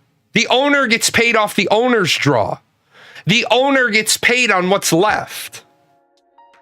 If there's $80 left after I've paid all the bills, I get less than $80. Now, if I struggle through that for years, if I struggle with that through years, when you start seeing me have $8,000 a month, well, you're like, oh, you're making $8,000 a month and I'm making $800 a month. Yeah, bitch, because I've owned this business for 3 years and I went through 3 years of eating ramen and eating peanut butter and jelly sandwiches. If you want to get 10 friends, 12 friends, 15 friends together, all kick in and franchise a McDonald's, do that. If you think it's so fucking easy to do, then do it. Then do it. And that's how I got in the situation I'm in. That's how I got in the situation I'm in, and I owned parts of a bunch of things. Because I would say to people, it is that easy, let's do it. McDonald's or franchise are required to rent the building from the corporation, so they can't even buy the real estate. Correct. The problem is, I get what people are saying. I get what people are saying. But what the piece they're missing is, I bought this piece of land and this building for $2 million. And I bought $3 million worth of equipment. I built this factory for $5 million. And I'll just use $5 million. And I know there's a lot more costs, but I'll just put $5 million in that. Now, I could very easily keep this money in the bank and make $225,000 a year in interest. Right? So if you want me to now suddenly go through all the ass pain of buying a factory, setting up a factory, buying the equipment, putting it all in, that's assuming, of course, that I have $5 million in cash. That's assuming I have a zero finance buy. Then my take, and we're of course going to structure this over Let's say the depreciation of the equipment's going to happen over 5 years. Well, then at the end of 5 years, I'm going to want, and this is where people are going to get lost, I'm going to want at least 5 million plus 1.125 million plus another 2.5 million. I'm going to want 5 million because if my equipment's going to depreciate over 3 years, and of course, yes, I acknowledge I own the land, I own the equity, but commercial, industrial-based equity doesn't appreciate the same way as your house, and I wish people would understand that.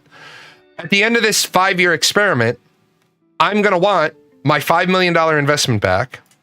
I'm going to want 5 years worth of interest that I could have put the money into the bank and not done shit. And then I'm going to want 2.5 million in salary, right? Because I could have sat my ass at home, not making any money, but instead I'm busy, right? I'm busy coming to a job every day, running a place that's creating wealth for you. Now, this is the important word. I'm creating wealth for you. But the deal is, I'm looking to get this much money back. I'm looking to get that. That's millions. Because that's, you're not going to like the word I'm about to use, but it is the appropriate word. That is my fair share. That's my fair share. Now you're going to say, well, why should you make $250,000 and I make $50,000? Because I have all the risk. You stand at a machine, pulling a handle, stamping a car part.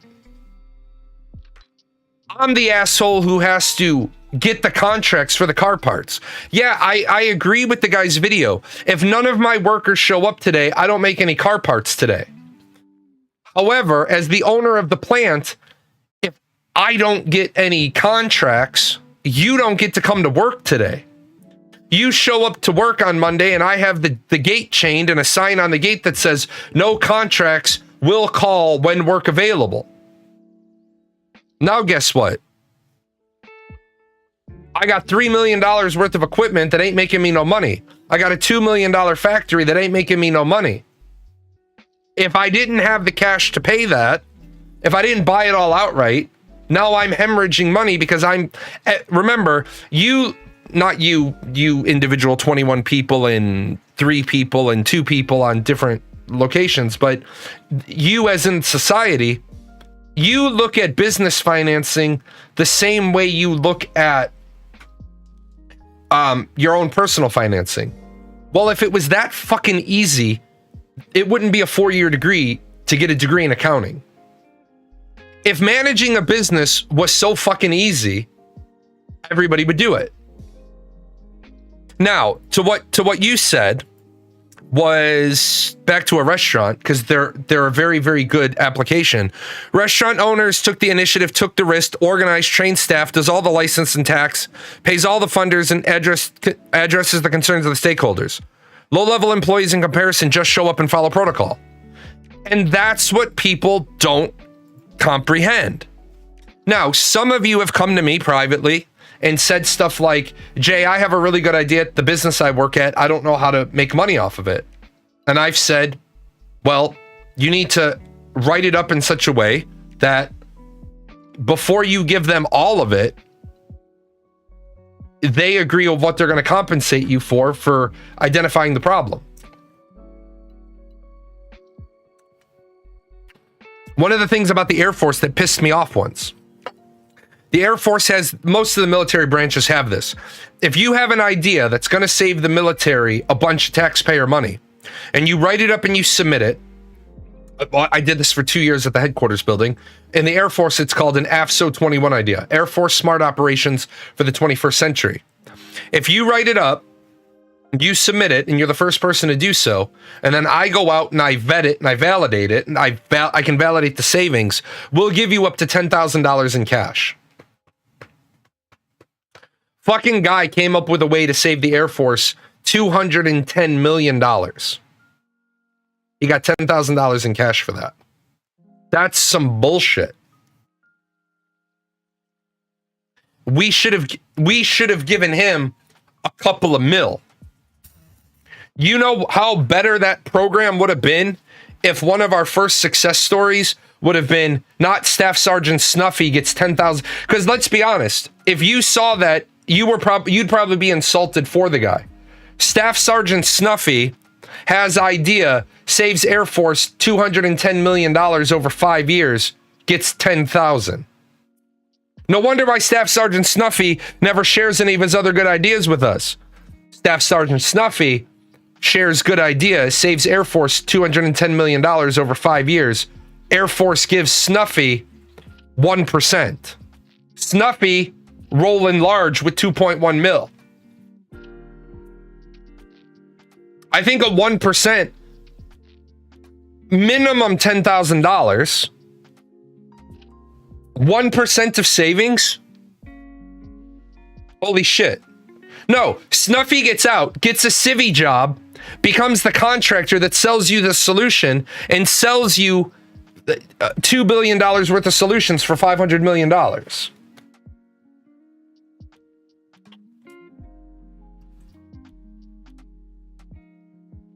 Yeah, BBA is the new pre-law. If you fail law school, you go back and get an MBA and still be successful. You're right. If it would be nice if it was a percent over time. Yeah, it would be. Our suggestion box gets answered every now and then, and most of it is asking for free coffees. I have another. There is no such thing as unskilled. I have another video tied to the value thing.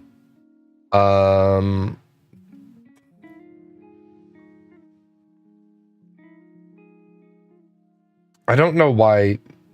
I already answered that one. I don't know why these do this. This one. Let's talk about this one. So I'm trying to settle a debate. Why aren't people staying with employers for long periods of... Nope, that's not the one. I'm glad I didn't jump up. Downfall of democracy, contract with an iPad, conservatism, those guys that get rid of marriage, good men.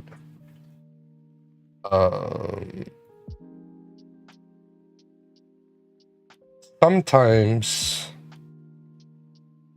these don't work. Sometimes these don't get labeled properly.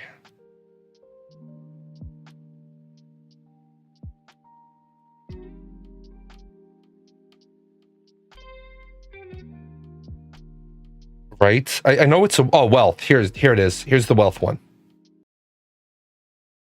Now that we've talked about Walmart, let's talk about a more extreme example. Elon Musk. Tesla earned $97.69 billion in 2024 in gross profit. Elon Musk didn't pay himself a proper salary. What he did was he gave himself a $44.9 billion stock package. It's over 47% of the total profits are in his pocket. Median salary at Tesla is $79,096. That means Elon Musk made 567,664.61 times the median salary his workers made that year. Tesla has 125,665 employees. If he divided his gross profit equally among all of them, they could all make $777,000 per year, more than that. That's egregious. If he gave them $500,000 a year, he would still have a profit of $34.86 billion. Now that we've talked about Walmart. Okay, so I get it, right? I get it. You don't understand numbers. They didn't make 97 some odd billion dollars in profit, right? So first of all, you're just making up numbers at this point. Tesla made $7 billion in profit. According to the Tesla SEC filings, their Form 10-K for the year ending December 31st, 2024, the net income attributable to common shareholders was $7 billion. Second of all, his grumpy old man has just fucking stolen my thunder. Elon Musk, when you give somebody a stock package, your stock package does not cost the company that money. What it does is, let's put it in simple terms, right? My company has 10,000 shares of stock. Well, right now, my company has 0 shares of stock, and I, as a person, own all 10,000 shares of my company's stock. And the reason why I did that is because when I started my company, I had to give my company money out of my pocket because companies, when an itty bitty baby corporation, when it is born, doesn't have any resources. So the company in its bank account is $2,500. And that is seed money. That is seed money that I had to give my company for it to open a corporate line of accounting at the bank. Now, it's a bank account, but it's called a corporate line of accounting because once you have that, then you can do all the other things like prove you're established. Then I had to give my company another $600, another $900, but I gave it those as loans. So say Disney licensed one of my songs and they gave me $500,000. Now the company would have $500,000 and these shares of stock would be a little bit more valuable. As it is right now, as of today, the company has $4,400 in the bank account minus the $2,500 that rightfully it owes me, and there is a loan marker against that. So the company is effectively worth $1,900. Unless the company's value goes up, my shares of stock don't go up.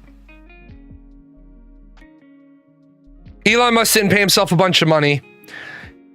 He paid himself a bunch of liability-controlled collateral for taking loans against so that he can use loans to pay for his lifestyle. Right. But that's not relevant to the discussion. That's how he does it, but that's not relevant to the discussion. So what did she say? Now that we've talked about Walmart, let's talk about a more extreme example, Elon Musk. Tesla earned $97.69 billion in 2024 in gross profit. Okay. Do you know what gross versus net is?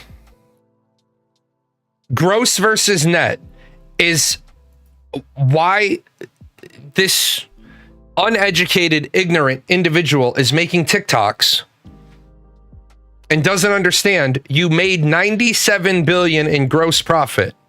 Gross profit is before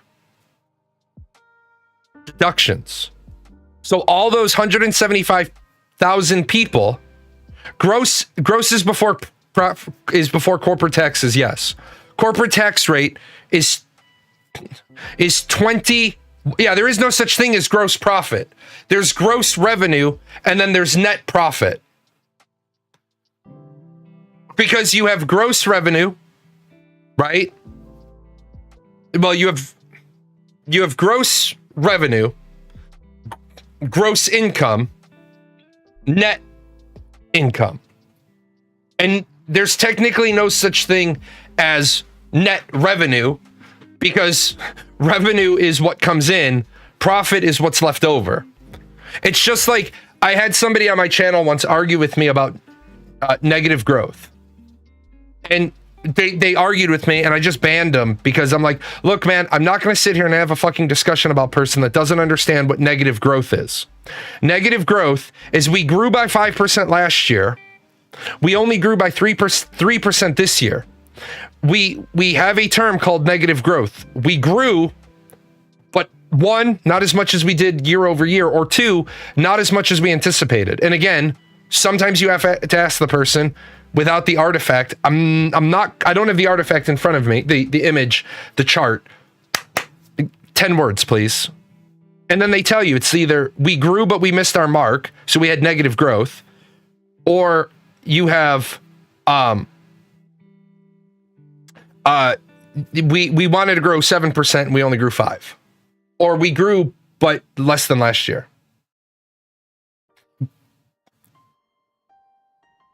Going back to Medicare, Medicaid from earlier, why can't we change the terms for clarity? Income, gross profit, profit. Yeah, you're right. Why can't we? And the reason why we can't is because if we did, then imagine people actually not being dumb. But she's like, they made 97 some odd billion. Okay, well, if that's true, even if that's true, after all of your expenses, you're going to pay 21% in corporate taxes. Not to mention, a good company has 3 years or more of assets and resources. I don't want to work for a company that disperses out all the money, and then if they have, like, for example, RSI, the people making Star Citizen, if you remember a couple of years ago, they were one bad fundraising month away from having no money. This is your average. Grumpy Old Man brought it up. 20% of small businesses fail in the first year. 80% of businesses fail by year 10. Why? Fucking cash flow problem. We have no cash, thus we have no flow. I don't mind the idea. And also, there's this bigger problem. I want you to think about your neighborhood. I want you to just think about your neighborhood. And then I want you to imagine that all the people living in your neighborhood suddenly increased their income. Let me back that up. Not everybody in your neighborhood. I want you to think about your neighborhood, and I want you to think about all the people that are working at one particular company. If all the people in your neighborhood that are working at one particular company all saw their income increase by a factor of 10, would they stay? Or would they move to the housing that best correlates to their new socioeconomic status? Some would stay. What's up, Delcos? Some would stay because they like their house. Some would stay because it's a family home. Some would stay because they have kids in school and they don't want to move their kids. Some would stay because they're going to do other things with the money. But a large percentage of the people, if you suddenly gave them 10 times their income, they would move. Now what are they doing? They're fucking up the economy. People are like, oh, well, that would be good because why would it be good? If you're like me and you live in a place where 75 or more percent of the people who live in this neighborhood are employed by the base or Boeing, and the base gave everybody 10% more, all these people to leave and go to the nicer neighborhood. People live here for the school district, but they would go to the other good school district. Trying to equate compensation based on stock value and comparing it to companies' profit is stupid. Many companies make a profit, but the stock value still moves down. Right. Yes. Got off the phone with the doctor waiting to hear on what to do. Had a bit of abdominal pain when I went to bed. Now I woke up. It's a lot heavier in the lower right. Lower right. You need to do the rebound test. You need to have somebody do the rebound test. If the pain stops when they press two fingers to the side of your belly button, 2 fingers down. If they press and the pain stops and then they let off real quickly and the pain comes back and you feel like you got shot, your appendix is about to burst. And if you don't have an appendix, it's gallstones. If you don't have an appendix and you don't have a gallbladder, you're fucked. I'm not your doctor. I'm just a guy that's been through that a bunch of times in life with a bunch of different people. Please give me your insurance information. I'd like to file now. Abdominal right is always dangerous. It's the phantom pain for the appendix.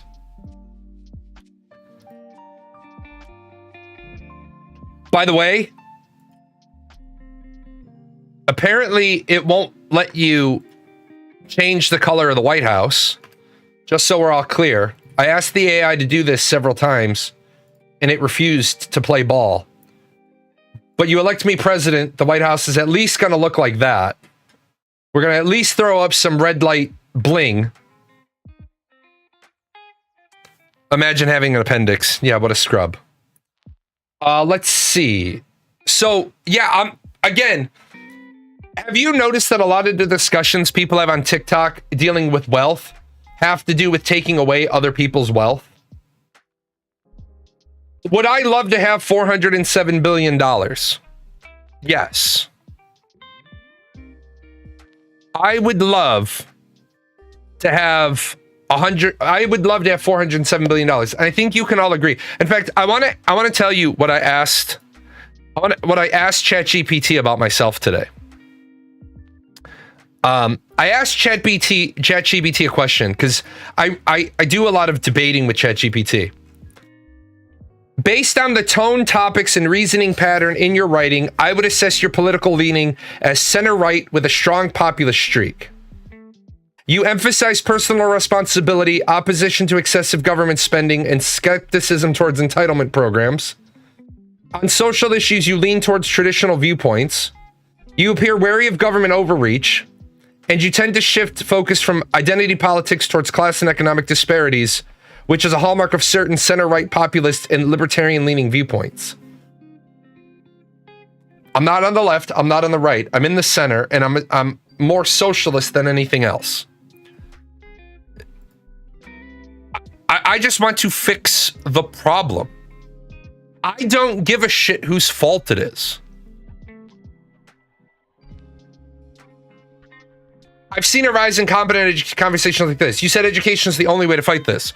Education, I am very, very reluctant to say anything is the only way to fix it. So the only way to fix democracy or democratic republics is educating the citizenry. We could have a dictatorship where it's my way or a bullet in the head. But then the problem with a dictatorship is, what did the guy say in Game of Thrones? When you're putting the nail to everybody, you start to feel like a carpenter. I don't want to oppress people so that I constantly have to oppress people. I want people to realize, look, man, the majority of the richest people's wealth in the world is all hypothetical wealth. I will give you a great example for hypothetical wealth.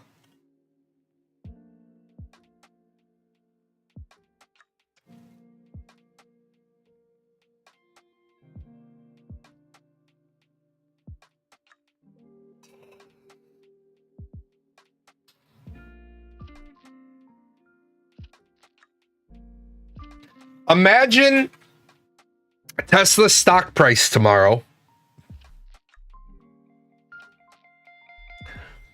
If the Department of Transportation declared electric vehicles can't operate on the road. Imagine the stock price.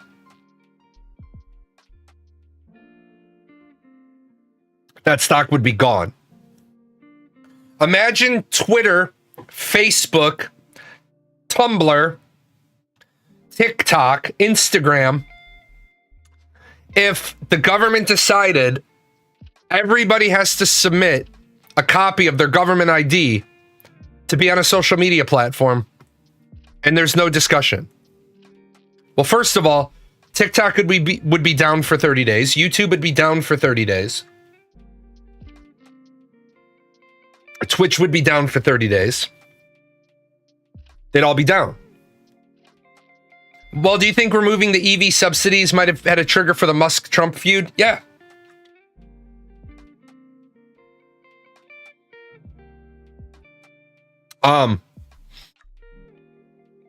Wealth on paper is bullshit wealth. Now, you say paper wealth, but everybody's wealth is paper wealth. Everybody's wealth is paper wealth. If your bank got hacked tomorrow, you wouldn't have access to your wealth for weeks. Your bank would have to restore old backups. But in the meantime, nothing fucking works. You have access to the amount of money that you have in physical cash. I don't recommend keeping a lot of cash. Let me get a soda. Hold on.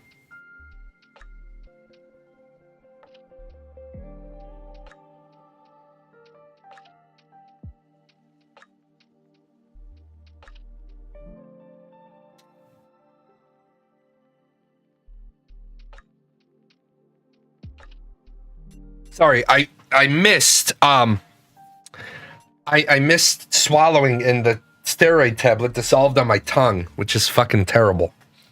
Yeah, it depends if you have gold or silver or something tradable, except the problem is gold and silver is still not a fixed rate. Braun, George R.R. Martin has a lot of snippets that I like because they're really, really valuable. You have gold, silver. I have a sack of potatoes. You're hungry, but I don't want gold and silver. So you end up giving me all of your gold and silver because you need food. He said, the rich ladies sell their diamonds for a sack of potatoes. And he's not wrong, right? He's not wrong with that. I made the joke once, if the revolution ever comes, or The Walking Dead ever comes, or the post-apocalyptic comes, I'm set. Number one, I have leadership skills. Number two, I have field engineering skills. I can run generators. I can rebuild generators. I can fix an awful lot of things. I can jury rig an awful lot of things. I know how to filter water. I have everything I need to make a water filtration system. And we have a stream 400 yards that way. I'm solid. The guy down the street who's a vegan,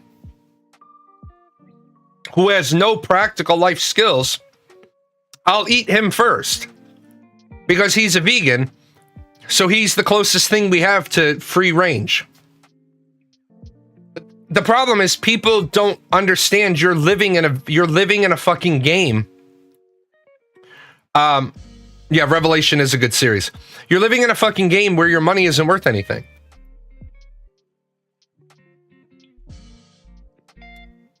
Even gold, even silver, it's not worth anything.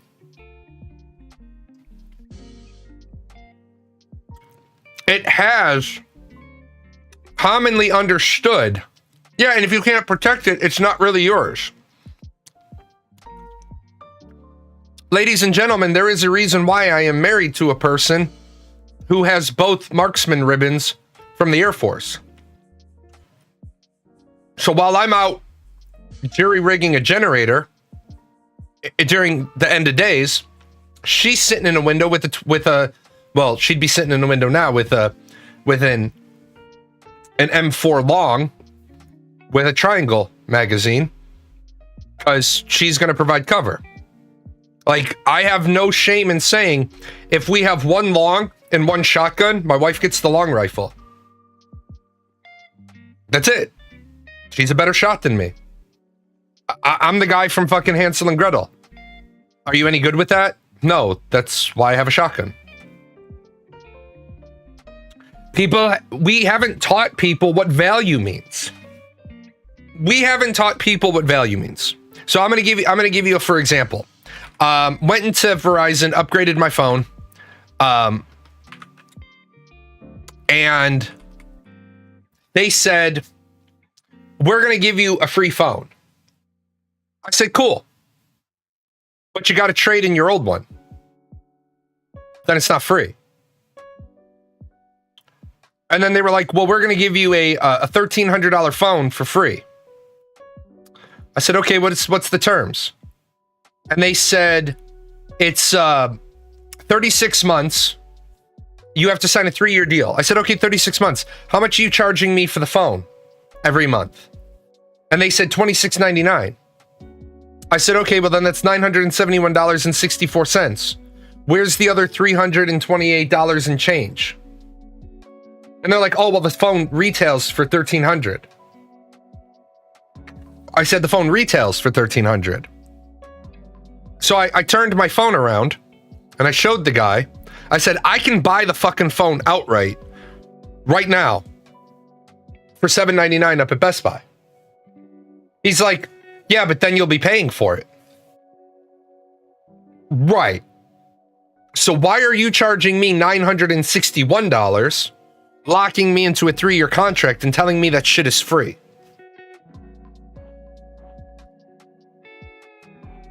And that's when their little brains explode, because all they've been trained how to do is they get told how to pitch. I forgot what there's 3 big sales models in retail. One's the Friedman model. That's the model I know. The Friedman model is a no bullshit model. It's not a very effective model. You need like more sophisticated, not hungry, not greedy people. The Friedman model is great. The Friedman model is, I'm going to walk up to you as soon as you walk into my store. I'm going to say, welcome to Verizon. My name is Jalan. I just want to let you know that if you need anything, I'm here, but I am not going to hover over. I'm going to go stand there. That's it. I'm going to walk up to you. I'm going to make personal contact. I'm going to give you my name, and I'm going to go the fuck away. Because the Friedman model believes in letting the customer come back to you. The Friedman model believes in the idea of disarming the customer by not overly aggressively selling them. It works for people like me because I'm that type of shopper. When I go to buy a car, I tell the car, I have never set foot on a car dealership unless I was going to buy. I don't like looking at cars. I've never walked onto a car dealership not wanting to buy, and to date, I've never walked onto a car dealership and not bought a car. So I tell the salesman that right off the bat. And now after the last go around with this last dumb shit, I'm going to add a new line. My old line was when I walked up and I talked to him, I said, "Hey, my name's Jay, and unless you fuck it up, I'm going to buy a car today."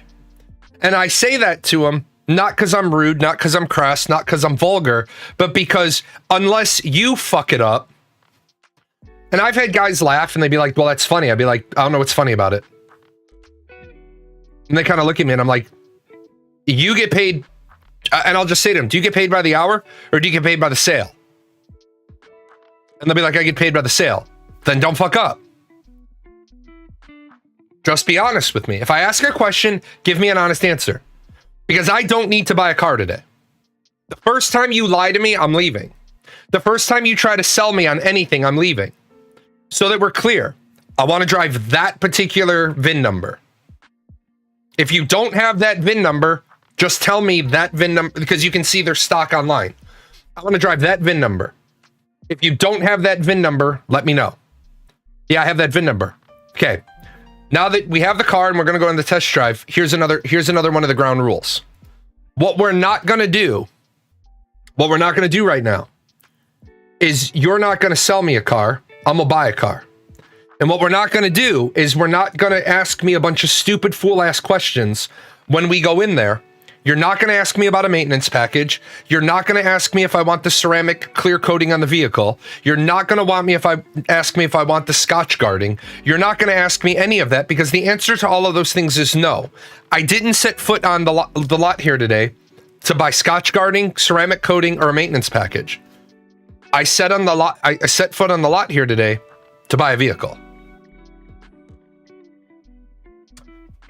Now I'm going to start adding on. And by the way, when we go in there, you're going to tell the finance manager to not fuck me around. I want you to pick the number. I want you to one-shot dial the place most likely to approve me. And that's the only place you find. In fact, after this last go around, I'll probably just walk in with a financing check, because that's all bullshit. The finance guy nearly fucked up the purchase of my wife's Kona, because he wanted to play fucking games. I don't know what is wrong with fucking people. They're like, shit. There's so much money to be made in sales, but people use these bullshit methods. Like door-to-door salesmen. Let me help you out. Unless it's the Boy Scouts of America selling you popcorn, or the Girl Scouts of America selling you cookies, don't buy anything from a door-to-door salesman. Don't buy anything. Well, we're just in the neighborhood and we see that your roof needs repairs. Thanks for letting me know. I'll let my insurance company know. Shut the door. They're going to ring the doorbell. Well, fuck off. I certainly am not I'm not going to buy a fucking roof from a door-to-door roofing company. If you were a reliable roofing company, you would have a fucking phone number And you would be doing such good work that all the neighbors would be like, that's really good work. The fucking door-to-door salespeople are the people that fucking disappear with your money. Door-to-door salespeople is like, oh, and in order to do this, I need a check for $2,500, but we're not going to cash it. Well, if you need a check for $2,500 and you're not going to cash it, why the fuck do you need a check? Ask him that question and phrase it exactly like I just say. Don't ask him like, well, why do you need it? Why the fuck do you need a check for $2,500 if you're not going to cash it? People don't know how to respond to that word fuck. Why the fuck do you need a check if you're not going to cash it? What use is that to you? Well, it's just to make sure fucking what? When they do that, it's just to make sure, and then they're going to pause because they're trained, they're not skilled. I don't want to work for a company that makes me get a deposit check from you, right? Until you're 2 people down in the order. It's August, and you want me to give you a check right now for the pool you want to install next April. Why would I want to give you a check in August for April? Because now for the next 6-7 months, I have to keep all that money allocated in my checking account just in case you dumb fuck it and cash it or you scam me or whatever, so I don't bounce all my other checks. Hey man, I'll tell you what. You need a good faith deposit for the so that you know that I'm serious about putting it in. That's what a fucking contract's for. That's what the contract is. So you need the check 2 weeks before you break ground on the pool. But I'll tell you what, because I don't like you having my money, and I don't have your money, I just have your check. If you have a fucking signed check from me, you have my money. How about this? Here's what I'll do. You come along 2 weeks before we're supposed to do it, I'll give you a check on a deposit, and as soon as you've dug the hole, you give me the invoice for the guy that digs the hole, I'll pay that on the spot. Want to do it that way? Because that sounds better. And if they say no, say have a good day, goodbye. People don't know how to do business. I would never, ever, ever, ever, ever give somebody a check as a deposit 6 months in advance. Maybe for a wedding venue. Most other things, fuck no. Fuck no. Now that we've talked about Walmart. I gotta use the bathroom real quick. I'm gonna show you guys a video that I put on TikTok this morning, and then we're gonna talk about the racism in this, and if I was wrong, how I responded. If you are not black, if your skin is not brown. Hold on a second. You're way too big. Yeah, here we go. Let me start it over. You are not black, if your skin is not brown, if you are not melanated, then you do not have the right to come under my videos talking back to my people. Jesus Christ. Your opinions are not wanted, nor are they relevant. A bullshit? A bullshit? A bullshit. A bullshit. Why do you feel like you need to come and keep saying something to my people? That's a stupid question. You need to ask me my permission before you speak or comment on my videos. Fuck me in the face with an aardvark. You people have been talking way too much for way too long, and your time is officially up. Is it true half the people you meet are below average intelligence? It is Black Power forever. I will send you to Jesus. Racism sucks, man. What the fuck is this racism? What the fuck is this racism? I'd like to apologize to anyone I've not offended yet. Please be patient. I'll get to you shortly. And now this woman made another video. Right? This woman made another video, and I got to jump all over this shit. Right? Y'all know what's really hilarious to me? How the Sun Dodgers in America are always saying, oh, why are you guys always trying to make everything all about race? It has always been about race. Since this land was founded, since the Constitution was signed, this land has made everything about race. At that time of the founding of this land, we were considered 1/3 of a human being. Okay, I'm going to ask a serious question. Because maybe there's something I don't know in one particular colonial law. I was under the impression that under slavery, you weren't 1/3 of a person, you were 3/5 of a person. I also want to remind you that my people were indentured servants. My people were trying to get the fuck off of the island because we had no food. And we had to... Now, I am not going to equate indentured servitude to slavery because I understand, because I'm not a dumb motherfucker, that there is a massive difference between indentured servitude and slavery. With that said, however, I have never heard of this 1/3 of a person thing. I have heard of the 3/5 compromise, but is there something I don't know about? And then I'll get to your currency comment. It's because of our race. Did you know that? Then after our captivity, we went into the Jim Crow era where everything was separated according to race. They had signs everywhere. Whites go over here and blacks go over there, separated by our race. Then after the Jim Crow era, they had laws that were signed that segregated us, covenants, racial covenants that said that black people could not move into the white neighborhood. Separated us according to our race. The white people got to live good in their beautiful, nice neighborhoods, and the black people had to live in the ghettos and in the slums. It was all programmed and destined and ordained. Irish people lived in the slums. If you've never seen the movie Gangs of New York, 5 points, it's not historically correct, but it's not historically inaccurate.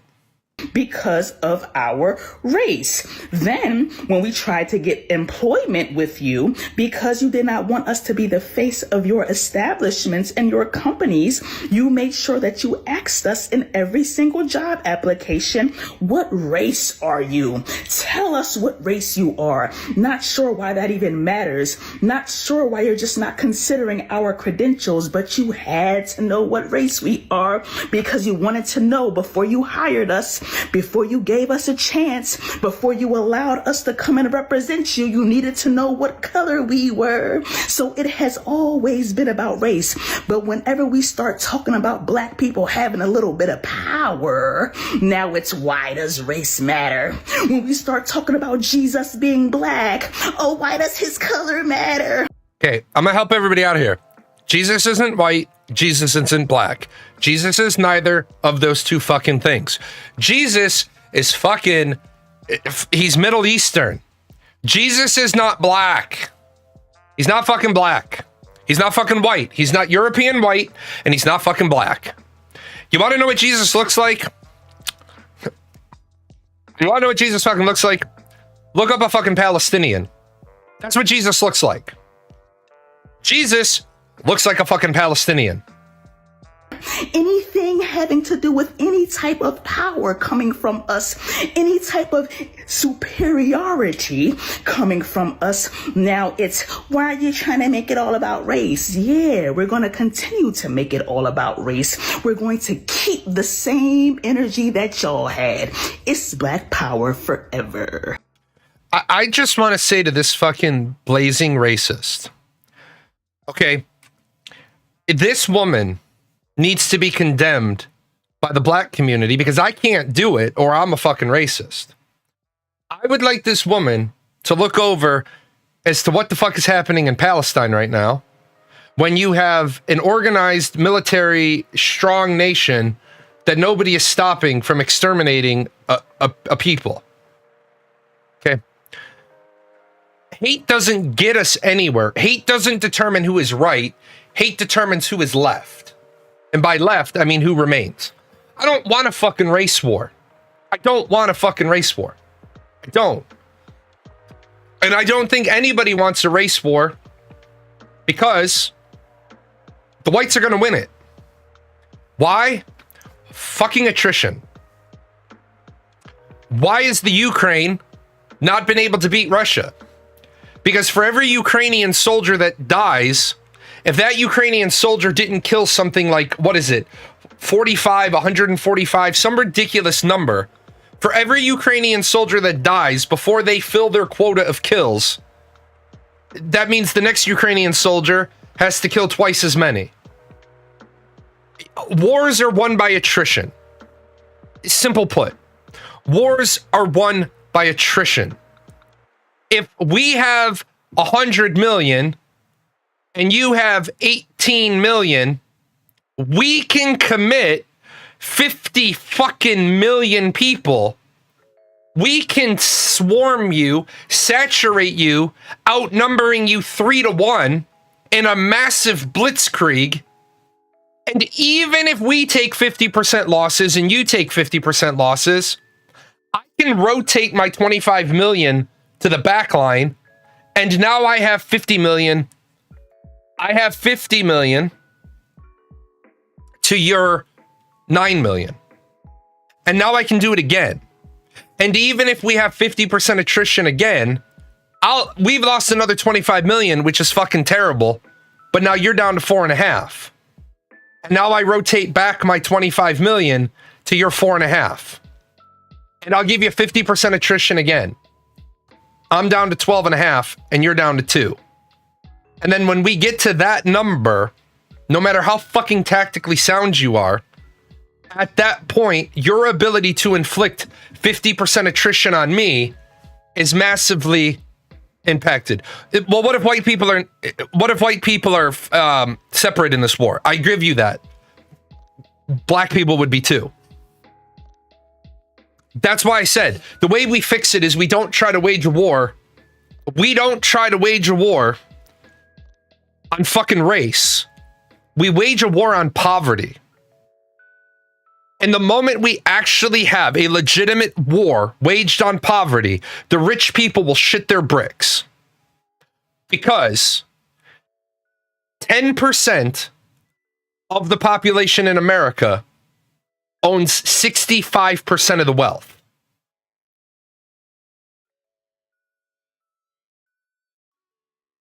There you go. Thanks, Uber. Solved your crisis. Now, where's the...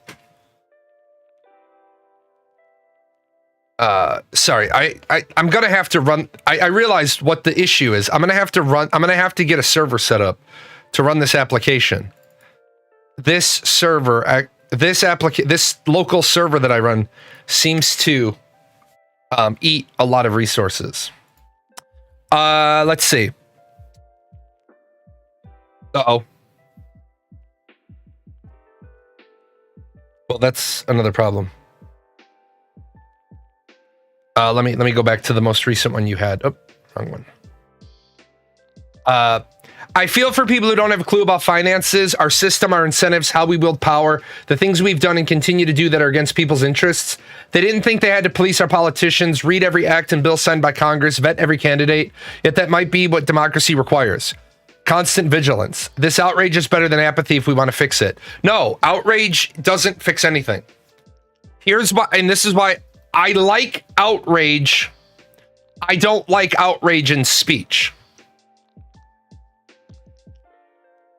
Outrage in motivation, great, awesome. There's a reason why the phrase is speak softly and carry a big stick, not speak loudly and don't carry a stick. There is nothing good to come. Yeah. A flair to point out the issues, not to disrespect or dismiss others.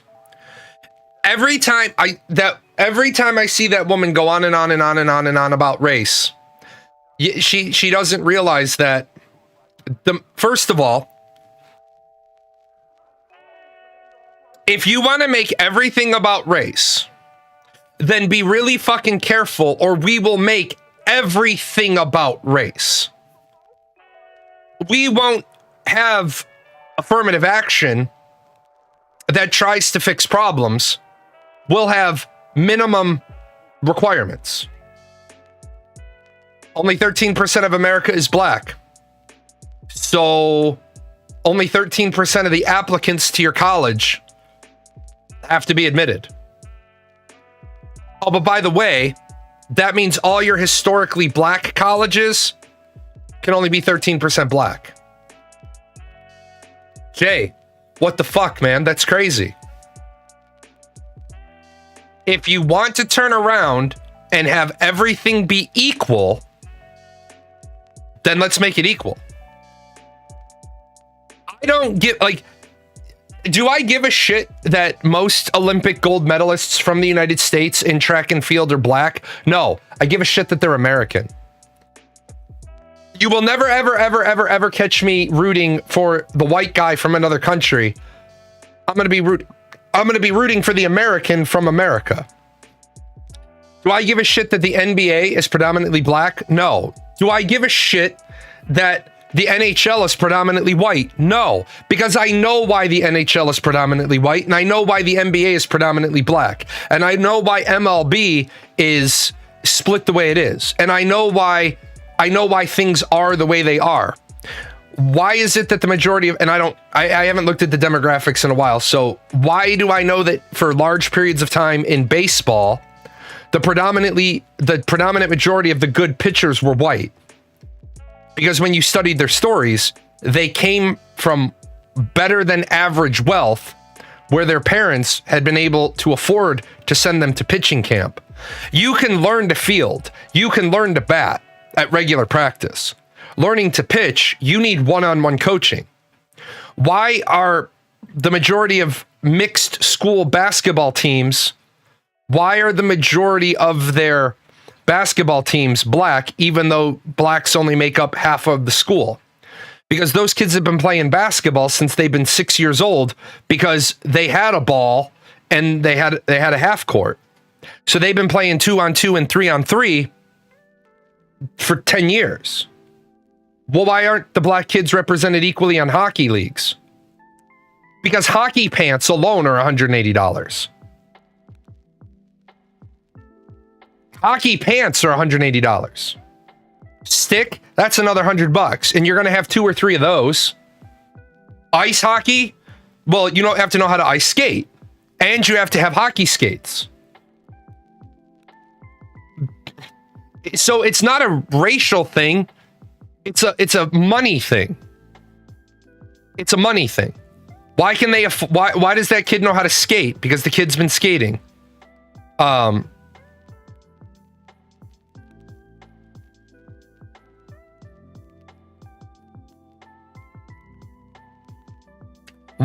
is that? Well, because that's how life works. Do I wish I could snap my, like, this woman's like, and black people were committed to living in the ghetto. Okay. I have a question, and it's an inflammatory question, so I hope you'll give me a little academic non-retribution here. If white people were the problem, according to that woman, now I'm not saying this, I'm saying according to that woman, if white people were the problem and there were no white people living in the ghetto, then why did the ghetto get so fucked up? It's just a question. It's just a question. I'm not against, if you want separate and you want equal, that's cool. But why did the ghetto get so fucked up if white people weren't involved in it? It's a bitter pill to swallow.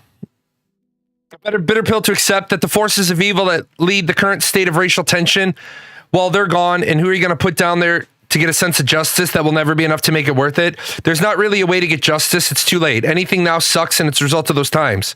The perpetrators are gone. It's tragic. Yeah, it's like we keep talking about, we have to have serious conversations about reparations and slavery. Well, I'll make it real fucking simple.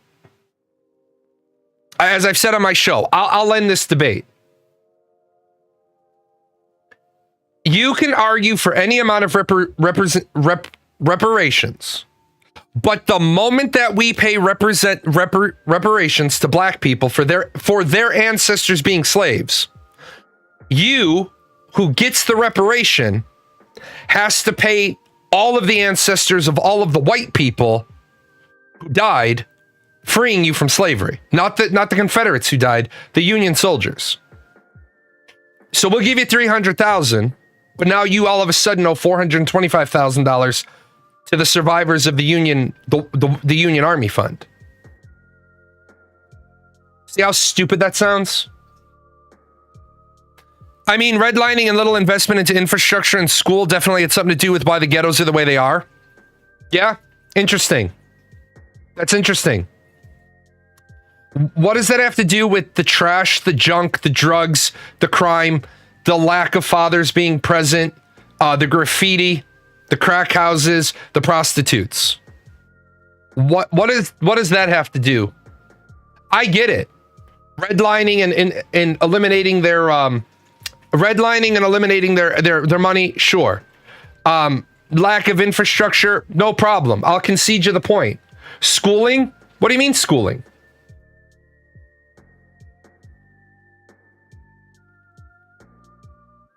There's a state standard for who can be a teacher, right? Chicago public school kids, 66% of Chicago public school kids can't perform at school level, yet Chicago public schools are able to attract some of the best teachers because of the pay they have. In the state of Illinois, Teacher of the Year 2 years ago was in the absolute worst school district in the entire state. So I'll concede all those points. I will concede each and every one of those points because I want to ask about all the other questions. Yeah, I got to kill this. This is impacting. I get it. And I know what you're trying to say. But the problem is, if I concede all of the things you just brought up, you can't address any of the ones I did. Because I've been having this same debate for 28 years. And this is what should fucking make everybody weep. As racist as that woman is, I've been a white guy trying to solve racism for 28 years. And now I'm going to show, I know what's really hilarious. I'm going to show the other argument, the other side of it, because this is where people in their apologists the apologists have rewritten history. Can someone explain to me what's wrong with white pride? Yeah, sure, no problem. Where are you from? Ireland, Germany, Spain. Where's your family from? Right? We're from Ireland. I have Irish pride, like a motherfucker. I am wicked proud to be Irish. Even though I'm like 4th generation. I bet you know where you're from. And I bet you're proud to be from there. So, you can have pride of your heritage. Why are you trying to have pride of your skin color? Now, the reason that black people are proud to be black is because we took their heritage from them, and they don't necessarily know which country in Africa they're from. Wait, hold up. Who took them? Who took them from their tribe? Are you one of these white apologists that is going to, first of all, as a first generation actually as a dual citizen, because my citizenship is all squared away. If you're 4 generations deep in America, you're not Irish anymore. No offense, and I'm not the royal gatekeeper of who can and who cannot be, but whoever claims they're fucking American, very few people do. If you tried to go to Ireland right now, they would be like, you're not Irish, you're American. Second of all, I need everybody to rationalize this because this is a fact. It's not an opinion. This is a fact. White people did not go into Africa, capture black people, and take them to America. Europeans showed up on the coast of Africa and traded guns and rum and tobacco to the tribes that lived on the coast. And the black African tribes living on the coast went mainland to find blacks to sell to the Europeans. I'm not saying that's right, but that is a massive fucking piece of cultural distinction. We have got to stop rewriting history and not tell the truth, the whole truth, and nothing but the truth. So help me fucking God, I'll hit you with a goddamn history book. Or what village or what tribe, we took that from them. So they don't get to have that Nigerian pride or South African pride. Because we stole their heritage. Yours didn't get stolen. Because we stole their heritage. But stop this bullshit. If you've been in America for 4 generations, you're fucking American. You're not Irish anymore. You're not German, you're not Italian, or you're not Greek. I'm wicked proud. I'm wicked proud. You're from fucking Boston, probably. You're wicked proud. That's great. You ain't gonna go to Ireland and say you're wicked proud of being Irish, because they're gonna look at you like, what the fuck did you just say? Because Irish people don't talk like that. 4, 8, 12 generations of Boston Irish. Boston. The Boston Irish. They're gonna go park the car in the park. I'm South African. What pride? This is the fuck. I'm so tired of fucking racism. I'm fucking tired of it. We can't ever make any progress. I didn't own slaves. You were never a slave. Fucking move on. I didn't constrict you to a ghetto. Fucking move on. I shouldn't have to pay for the fucking problem when you won't answer the questions about, right? People don't like Ben Shapiro. People don't like Charlie Kirk. People don't like when they turn around, and Ben Shapiro specifically, because he asks the challenging questions and he's like, great, all these things aside, what about all these things? And then nobody wants to answer.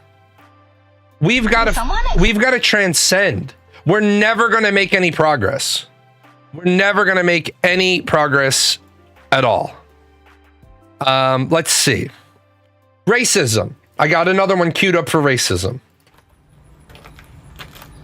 Who decided that? A shame. You came all the way to this comment section just to show everyone how ignorant you are. Cosplay is for everyone, of all races, shapes, sizes, ethnicities, and orientations. It is a space where anyone can be anyone and anything. It is a space for your imagination to take over, for you to be whoever you want to be. You, the cosplayer, will be the one who decides. And you must never allow anyone to shame you into doing something different. Now, I understand you think I might hate people who comment stuff like this. But why would I bear any hatred towards someone obviously weaker than myself? All I feel is pity. Now, time for Cruel Sun. And remember, you are the one who decides which cosplay you want to do, which character you want to be, and everything else in your life. Boom. I'm gonna buy that guy a fucking root beer. I don't buy people alcohol. I'm gonna buy that guy root beer. Fucking money. Money right there. It's up to you to decide. So now let's take that fucking motivational speech and apply it to the rest of life. You want to be a doctor? Go be a doctor. You want to be a basketball player? Maybe not. That takes talent, because there's a difference between skill, training, and talent. But I ain't gonna tell you not to go fucking shoot free throws all day, every day.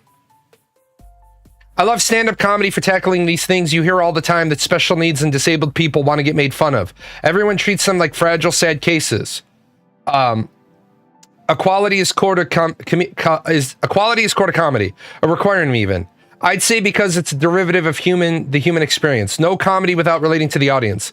None without the promises that we are all here to laugh. We are a community who share history and love of laughter while on this wet rock. You know, one of the members of our community is confined to a wheelchair. They chose to share that with me. That's information I don't need to have, because you being in a wheelchair doesn't change how you interact with me. And what I told the person one day when they were pissing me off is fucking go roll themselves off the side of a cliff.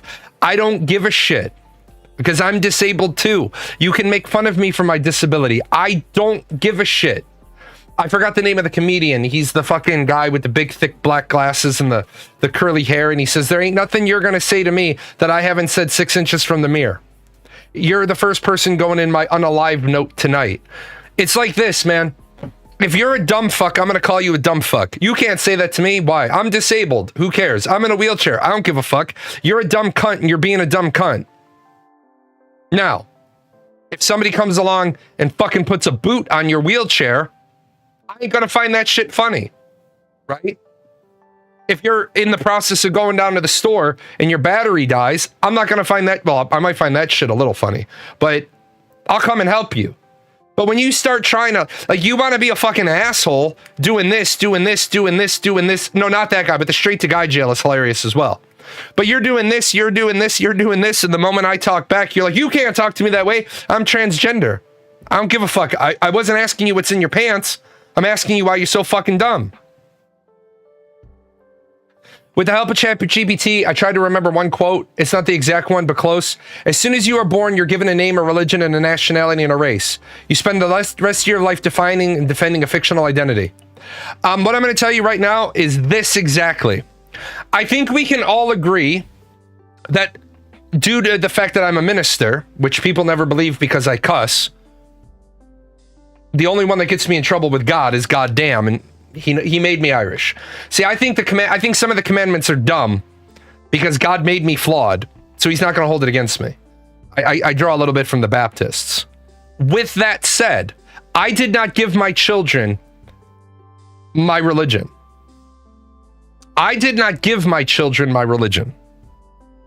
I did not baptize my children. I did not send my children to Catholic school. I have debated my pastors and my priests hundreds of thousands of times. There are people who tell me I'm going to go to hell because I have a pagan symbol on my arm. There are people that tell me that I'm going to go to hell because I have a pagan symbol on this arm and I have a Celtic cross on this arm. And what people don't fucking realize is the pagan symbol, most people don't even know what this symbol is. The people who think they know get it wrong. But even my pastor has told me, when I've argued with him, that I'm right. He can't tell me on behalf of the church that I'm right, but I've convinced several priests and pastors over the year about my interpretation. I'm not going to hell for you're not going to hell for your tattoos. You're going to hell because you're an asshole. Well, first of all, you're not going to hell because it's my house. The place there is called the throne, and I don't want to see your ugly ass there every fucking day. So if you can't get God to let you in, you're sitting in fucking purgatory till the end of days. Because I ain't going to leave the fucking devil in charge down there forever, because he's going to start to think he owns the place. Now, I know that my return is after this lifetime, after I threw itching powder on the guy with no arms. With that said, religion is mostly bullshit, except for you. You and your religion, you having a religion is like a guy having a dick. It's nice that you have one. I'm happy for you.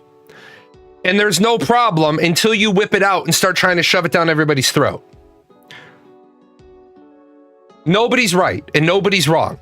Because you know what? None of us are going to know who's right and none of us is going to know who's wrong until fucking Judgment Day. And guess what? If Judgment Day looks an awful lot like the Book of Revelation, the Jews and the Muslims are going to say, oh, fuck. Right? If the Book of Revelation is getting played out line by line and word for word, then most of the Jews are going to say shit. And then truthfully, if it's any one of the other fucking organized world religions, all the Abrahamic religions are going to be like, well, we're fucked.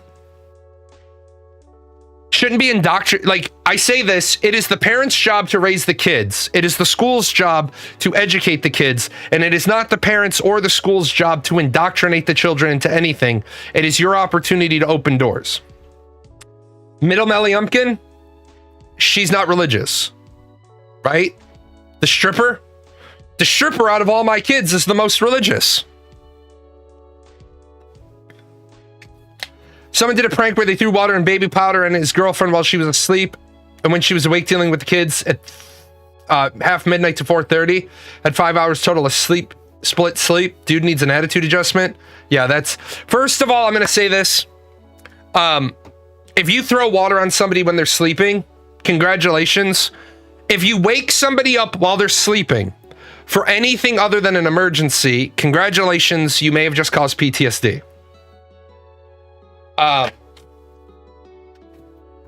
Just so you know, if you wake somebody up from sleep, you may have just caused PTSD.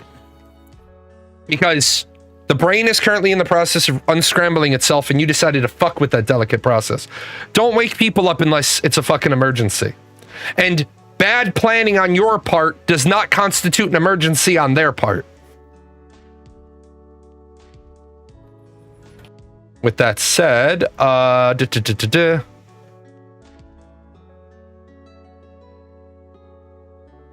liked this video. I liked this video. I don't have time.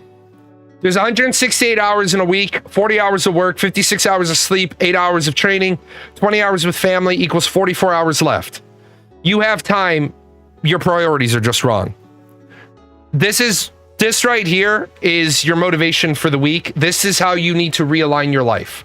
If you don't believe into that,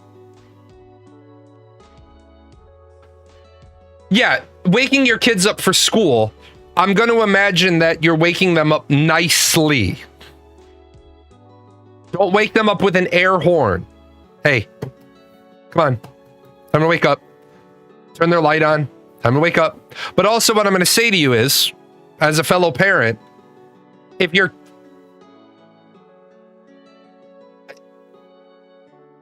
Send your kids to bed on time. Make sure you set your kids up for success. But no, this one right here, everybody always says, I don't have time. But somebody will tell you, I don't have time. But then the new season of a 26 episode, well, we don't have 26 episode shows anymore. Yesterday, the new Netflix show came out and it had 10 episodes at an hour each. And today the person's telling you that they binge watched the whole thing. And then a little bit later, they're going to say, I'm so behind on all my homework. How the fuck are you behind on all your homework if you just spent 10 hours yesterday watching fucking TV? Go the fuck away. And then this is where I say to people, you've got eagles, you've got owls, and you've got pigeons. Eagles can soar with owls and pigeons if they decide to. Owls can soar with owls and pigeons if they choose to, but pigeons can only strut on the ground. They can't get up to the owl or the eagle. If you're an eagle and you're hanging out with pigeons, you're eventually going to stop being a predator and you're going to eat fucking popcorn. Then you're going to get too fat to fly.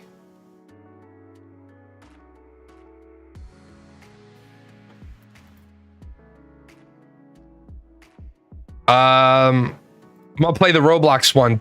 This one is going to be spicy. Roblox just responded to the Schlepp situation, and it was so bad that now politicians are getting involved. See, Schlepp is a YouTuber who got banned and legally threatened by Roblox for exposing creeps on their platform and even helping the police get 6 of them arrested. Now, Roblox did this because they're pretending like they don't have a massive safety problem with their users. And in their latest statement, Roblox just doubled down, claiming that the vigilante groups that are doing the work for them are really just doing it for profit motives, and that if you see something happening, you need to report it to them directly, which normally wouldn't be a problem if Roblox was actually acting on those reports. But instead of doing that, they've been deleting hundreds of user-made cosmetics supporting Schlepp, and even removing a tribute game that somebody made, proving that they actually can moderate content. And the community backlash has been so bad that Roblox just got banned in Qatar for child safety reasons, and now US politicians are calling the platform out, teaming up with creators like Creekcraft on a petition to push Roblox to fix their child safety and moderation policies. And this problem has to get solved quickly, because the longer this keeps going, the more validation it gives the government to start pushing for these ID verification laws. Okay, so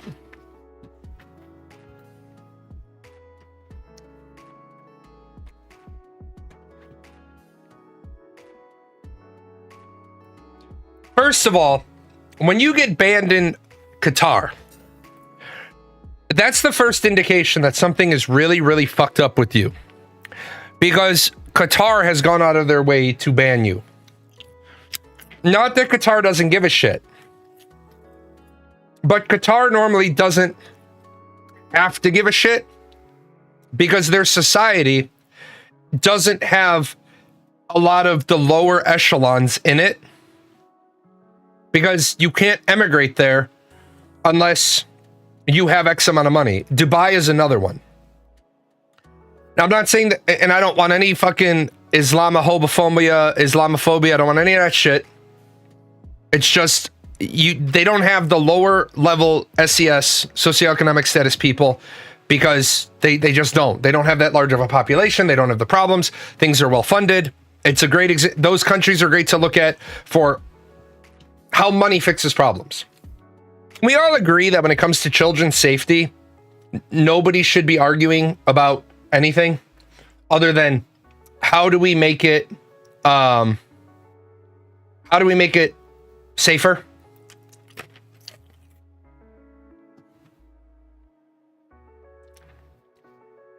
Just the other day, they started talking about lowering the age of consent. Look, man, if you want to simultaneously say the brain doesn't fully develop until 25, but start saying we want to make certain things younger, then what fucking bizarre level of the Matrix are we living in? If you don't finish maturing till 25, you shouldn't be drinking or smoking or using weed until you're 25. That's just common sense. But you want to let people get married at 14. I don't know. Seems a little odd to me. Roblox just responded to the Schlepp situation. Video game company wants to police all their own pedos.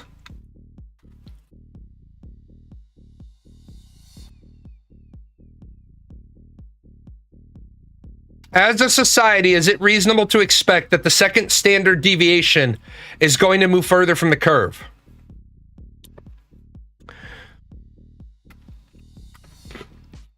Well, no.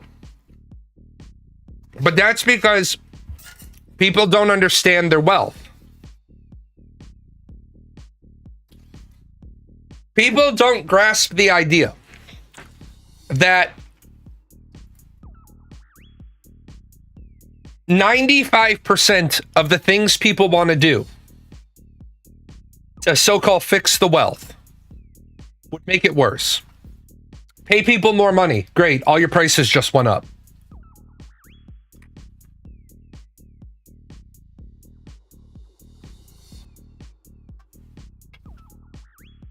Pay people more money. Okay.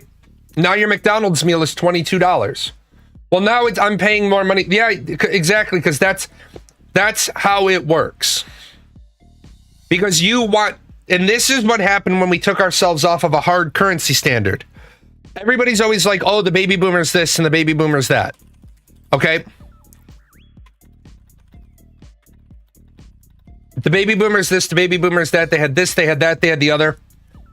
The reason why is because in 1971, Richard Nixon suspended dollars' direct convertibility to gold. And then money became tied to what? What is our money tied to?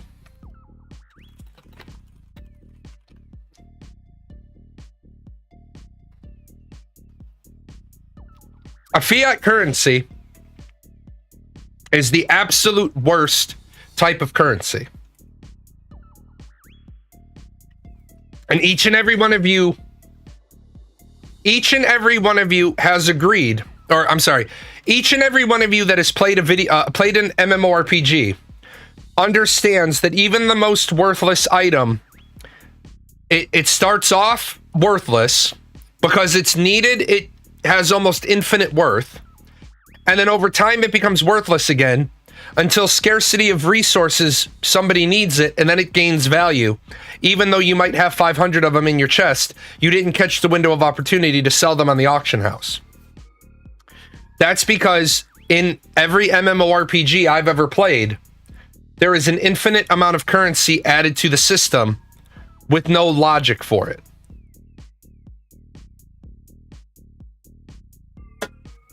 Are you going to try to bring in fractional reserve banking, the Federal Reserve, and the deviation from gold? No, I'm just going to bring up the deviation of gold because that's the only one I need to bring up. Fractional reserve banking is a good thing. It's a good thing. It's a good thing. Except it puts the banks in a vulnerable position. Because now instead of having dollar for dollar lent out, they have dollar for 10 cents lent out. And as soon as one domino falls, all the other loans before it are at risk. when you operate on a fiat currency, you're literally saying things aren't worth anything and things are worth everything all at the same time. We brought up earlier, in our current economy, you better have cash or gold. Well, I don't give a shit about gold. If gold doesn't get me what I need, then gold is useless to me. Because I don't know. I have a sack of potatoes, and I give you a sack of potatoes for a gold bar. But when I go over to the guy because I need flour, if the guy who needs flour can't get what he needs with a gold bar, then my gold bar is useless. See, what people forget is we've really only been living on this economy, although this country is approaching 250 years old, or 238 years old, depending on how you want to slice the pickle. This economy is only 54 years old. This economy isn't even old enough to know if it's going to survive. This economy is 54 years old. What people are about to hit me with is they're about to hit me with the sociology. We've been shrinking generations in sociology. But the problem is a generation is, in theory, unless you have some weird fuck up with ages, right? Where's my chalkboard? So my dad is a member of the silent generation. My eldest brother is a baby boomer. I'm a member of Gen X. And so people would say, accordingly, that my family is 3 generations. Except my family is sociologically 3 generations. My family, on the other hand, is here's my dad, and here's my eldest brother, and here's my next brother, and my next brother, and my sister, and me. There's 2 years there. There's 2 years between them. There's 16 years between us, which means there's 12 years between them, and I don't remember. I think there's 15 years to this brother. He is estranged from us. So it's either 15 or 14. Even though there's 16 years between my brother and me, we're still 1 generation. Yeah, the reason why I don't bring in the Fed is because people don't understand. I don't bring the Fed in. Well, first of all, fractional banking has nothing to do with the Federal Reserve. Fractional banking has to do with FDIC insurance on the accounts, allowing the banks to extend risk at no risk to themselves. Well, it's risk to themselves. But when you bring in the Federal Reserve into it, that the Federal Reserve is... How can I put this? The Federal Reserve is not something that you have a casual conversation about to an audience that doesn't understand fiat currency to begin with. The Federal Reserve is neither federal nor a reserve.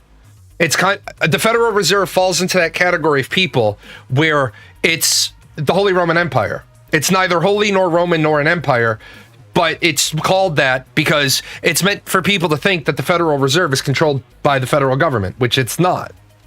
The problem here is people don't understand wealth. People don't understand just how good they have it because mainstream media makes their money by telling you how miserable you are. Let me flip the script, and if you actually want to do this legitimately, play along with me because this really does change the outlook. Okay, so if you woke up this morning and you could breathe, you were in good shape. If you were able to walk into a bathroom and get a glass of water without having to go to a well, you have it better than many people did as recently as 100 years ago.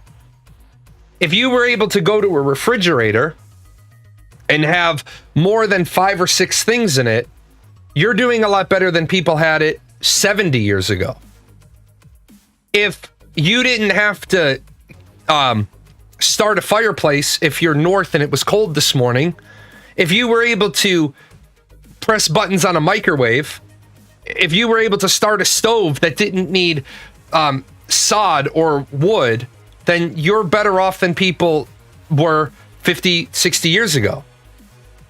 If you have clothes and you have more than 7 or 8 shirts, you have it better than people had 40 years ago. Now just think about when you flip the script, people want to talk about how bad it is, how bad it is, how bad it is, how bad it is. Your physiological needs are being met, right? Your physiological needs are being met. I was thinking that I should be a patient gamer and play 5-year-old games. Games would be much cheaper. PC parts would be cheaper. So yes, here's the trick. And a great example. My daughter came over yesterday with her PC, asked me to look at it.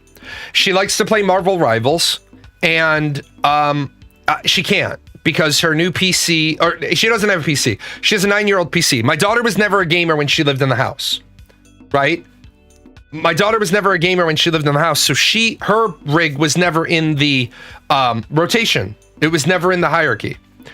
Now, she decided to get into gaming, and we had a kick around PC, and I wasn't about to spend, $2,000 or $3,000 or $4,000 buying her a gaming PC until I knew that she was actually going to get into gaming. Well, the other day she comes to me and she's like, "Oh yeah," and I was playing Valorant, and she's going, I was like, "Holy shit, you're playing Valorant?" And she's like, "Yeah," and I was like, "Okay, well maybe she's taking this shit seriously now." So she came over, and I saw her setup, and she's a no shit gamer now. Well, if she's going to be a no shit gamer, then I have no problem. Well, first of all, it makes Christmas really easy, because I'm looking right now. I'll probably get her 37, $3,000. I'll probably get her right now. I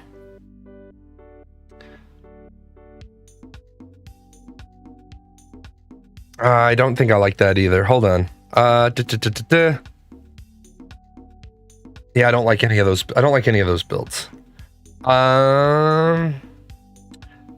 I'll get her a Neuron 3500X. It's got an RTX 5080 i9 12/9. It's got a 2 terabyte NVMe drive. It's got 32 gigs of RAM. I'll probably get her that. It's like $3,600. I'll probably buy her that, with the condition that it belongs to me, but I'm buying you a gaming rig to game on. But the rig itself belongs to me. You can't sell it, trade it, anything. If you decide to quit being a gamer, the rig returns to me. Do you know what I'm saying? It's kind of like I'm going to buy a fleet car. This isn't your car. This is the car I've assigned you to be able to drive. You can't sell it, right? But if she decides in a year, I don't like gaming anymore. Well, great. Then give me that rig back. I wipe it, and then I give that to your sister. What's your new interest? Or say, for example, my gaming rig dies. I'd be like, "Hey, I need you to run your rig over here because I need a replacement rig because gaming's my therapy. I need to borrow your rig until my new one gets here." That's not just for the PC, but for so many other reasons. Yeah, and she has a car. She doesn't own it. It's my car, right? She doesn't own her phone. It's my phone. I need to be able to get in touch with my daughter. So she has a phone. She's 19. She's going to be 20. She was going to be 21. That would be impressive. But she's going to be 20. But here, to go back to the capitalism part, you say capitalism is the most powerful catalyst in the uptrend of global quality of life. Except capitalism isn't responsible for the uptrend in global quality of life. Capitalism has been a powerful catalyst for the uptrend in luxury of life. Capitalism, if you really want to blame the baby boomers, okay, but the baby boomers generated a lot of their wealth, right, during or immediately after the creation of fiat currency.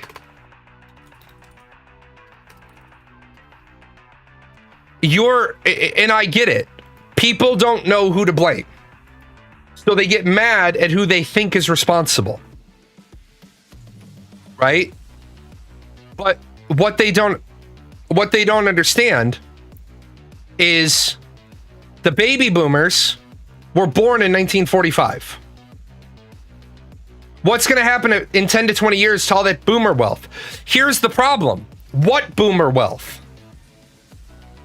See, people don't understand wealth, so they don't fucking get it. Baby boomer has a house. What is that house worth? That house is simultaneously worth nothing, the fair market value, and $1 million. And why is it worth that? It's worth nothing because if they don't have their assets protected, or they fall into debt, or they end up in a home, or they end up in a lot of things and nobody takes care of them, then the state seizes that asset to pay off the bills. It's worth the fair market value if I can get somebody to pay for it. It's worth $1 million if I can get somebody to pay that. Every item in your life, every moment, is priceless and worthless at the same time. People want to talk about the baby boomers this, the baby boomers that, the baby boomers whatever. Well, they were making their wealth, and so was the end of the silent generation. And really, Generation X was only 10 years old with the transition to fiat currency. So Generation X really didn't make anything on that. But what you forget is Generation X, the millennials and the neo-millennials, y'all have crypto. You are playing around with something that is completely and absolutely fucking the market, and then looking at the baby boomers and saying it's your fault. And the baby boomers are like, how the fuck is it our fault? Y'all are making fucking money appear out of nowhere. Cryptocurrency has no backing. How many of these different coins appear and then disappear? Huck to a girl in jail, right? Because somebody can. What about NFTs? Where's my video? Where's my video for NFTs? I have one. It's hilarious, but oh no, where is it? Oh yeah, here it is. NFTs came around during COVID. Now what the hell's an NFT? Apparently cryptocurrency. Everyone's making so much money. Can you please explain what's an NFT? I said, what the hell's an NFT? It's like real life Monopoly. Everyone is doing it like Gronkowski. Can you please help me make an NFT? Like, people were buying those monkey NFTs. Then the tax of it is the inheritance are sold, so that money goes bye-bye. Most of the boomers are dead and dying. No, most of the baby boomers are not dead and dying. Most of the silent generation is dead and dying. Only about half of the baby boomers are dead. Most of the money is gone, and the majority on Social Security. People can talk about boomer wealth, but like you said, it's non-existent. Right, and here's the other one.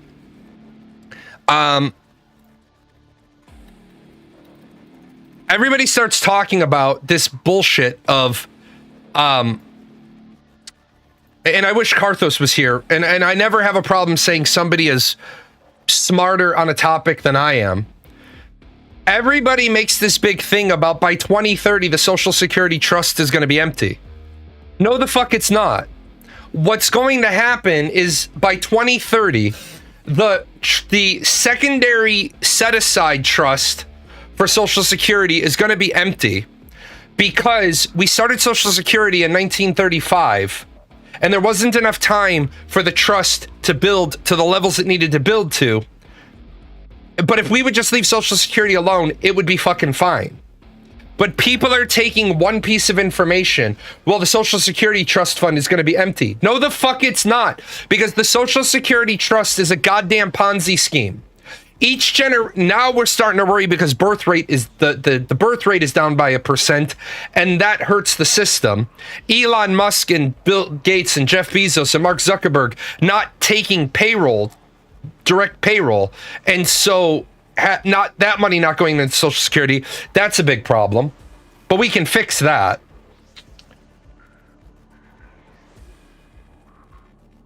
What do you mean only estates worth over 13 million get taxed?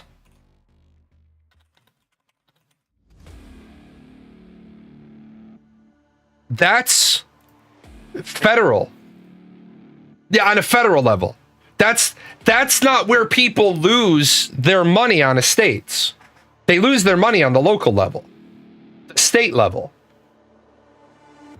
But also remember, everybody gets a bite. All these people that say, oh, well, put your kids on your house so they don't have the inheritance tax. Okay, but if your kid fucks up, now that's their asset that can be gone against. Remember, even though it's inheritance, you transfer that. Say I still lived in my other house. I transfer $1 million, I die, and my kid gets $1 million house. But my kid doesn't have. Remember, you have wealth on paper, and you have liquid currency, and then you have income. Well, if my kid inherits $1 million house, but they can't move into it, then they have to sell it. Well, guess what the fuck just happened? You just gave 6% to realtors. Goodbye. Just like that. Everybody's going to take a little bite. You inherit my $1 million house, but you don't have the means to keep the $1 million house. You just took a $60,000 bite or more selling it. Well, $30,000 now because you don't technically have to pay the buyer's closing anymore. So yeah, we've got a lot of problems. I'll be right back.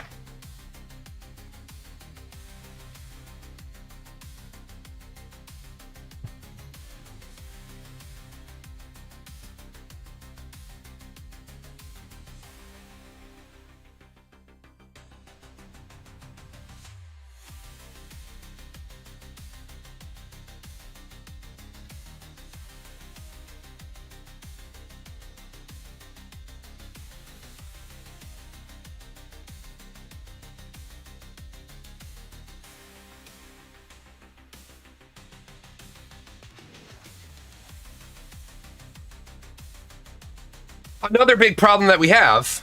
Wait, my friend's baby boomer dad could buy a house, a boat, a family, stay-at-home mom, 3 kids, 3 vacations a year with an entry-level job right out of high school.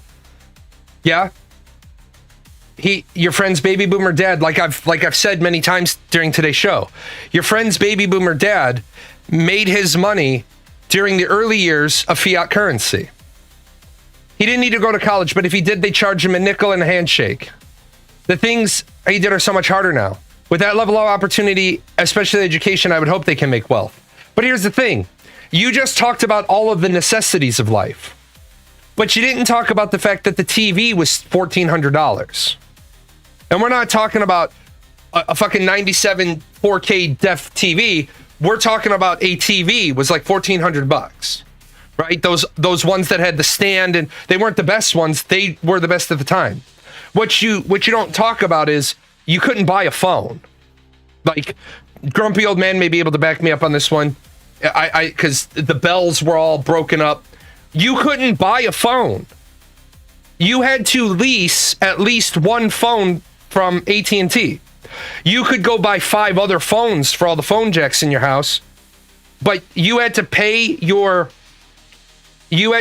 phone bill, and on your phone bill was the one phone you had to lease from them.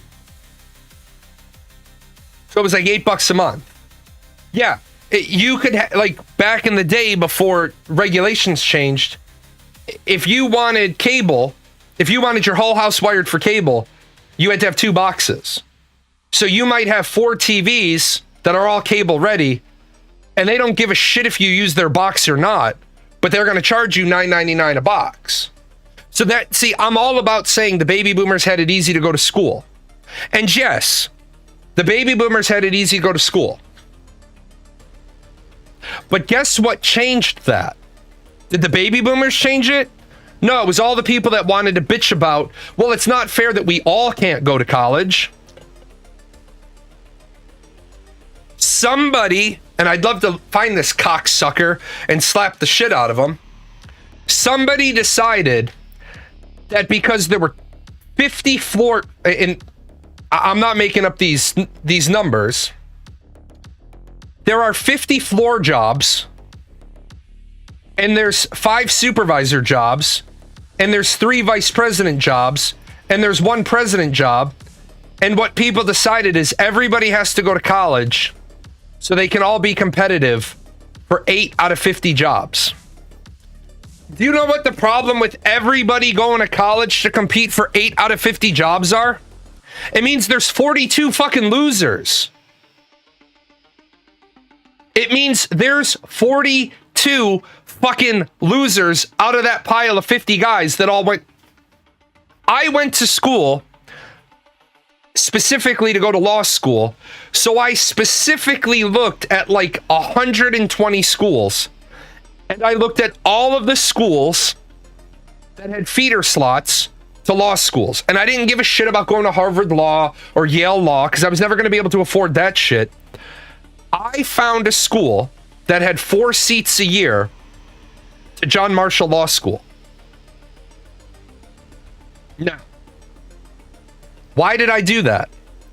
Because when I went to college, number 1, I was young as shit, and number 2, I suffer from the white condition, which means I have to be fucking perfect to be considered. Otherwise, I'm always competing against people for open seats that have affirmative action, racial, DEI, veterans preference, women's preference, all those preferences. So I went to a college that specifically had 4 seats.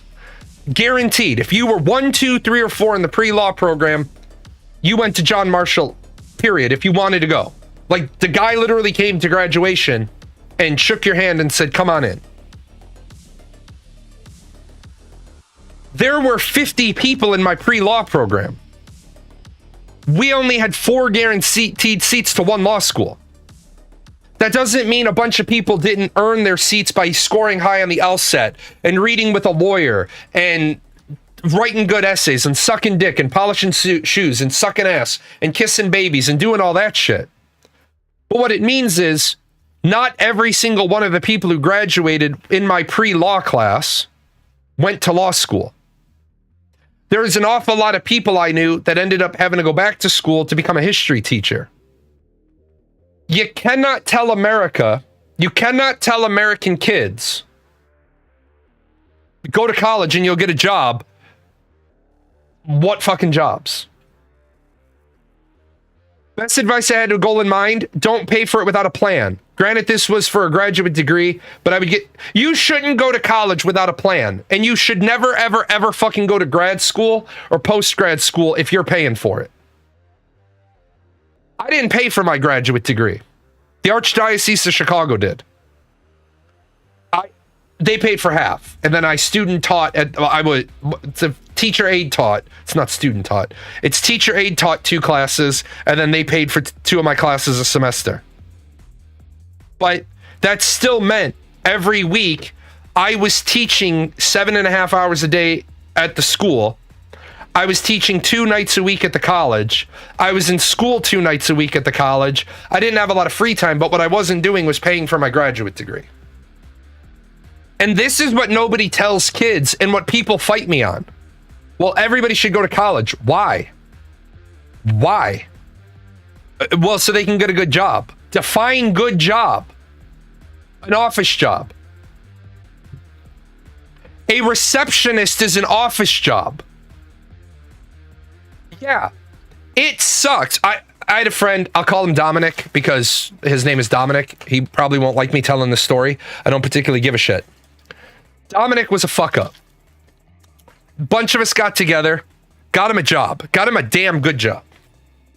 The problem with the damn good job is he was a fireplace installer and repairman. Damn good job. But in the winter season, as people's fireplaces are out, his nights are getting longer and longer. He's getting up at 6 in the morning. I remember the one night, he didn't get home until like 10:45 at night, and he had to go back to work the next day.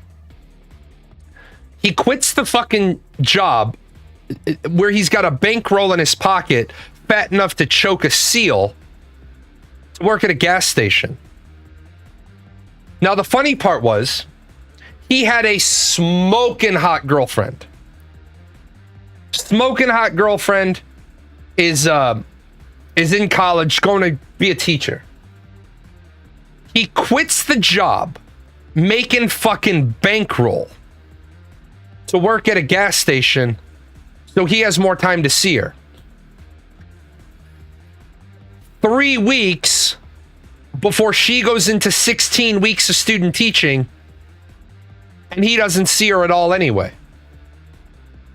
Then she got her job as a teacher, and if you know any teachers, first year teacher, second year teacher, they don't have any fucking time because they have no developed curriculum. And then, because he's a fucking buster, he doesn't have any money to take her out and do nice things. Now she's a college-educated teacher who's expecting her quality of life, and he can't help meet that quality of life. And he works at a gas station. So he can't be going to like the orchestra and the symphony and all those things you kind of have to do because you get invited to him as a first-year teacher because you got to network, right? You had a friend that you told straight up that you wouldn't hire if you owned a business, and he laughed his ass off and said he wouldn't hire him either. I'll say this to you right now. I wouldn't hire my fucking brother, and my eldest brother, I wouldn't hire 2 of his kids. I wouldn't hire my own kids to work for me.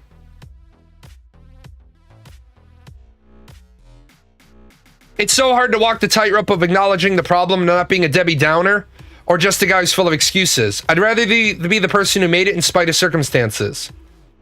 Maximum effort and focus. Slave who learned English from scratch, taught himself law, freed himself, proving racist wrong. Right, and you're absolutely right. But it's not about being a Debbie Downer.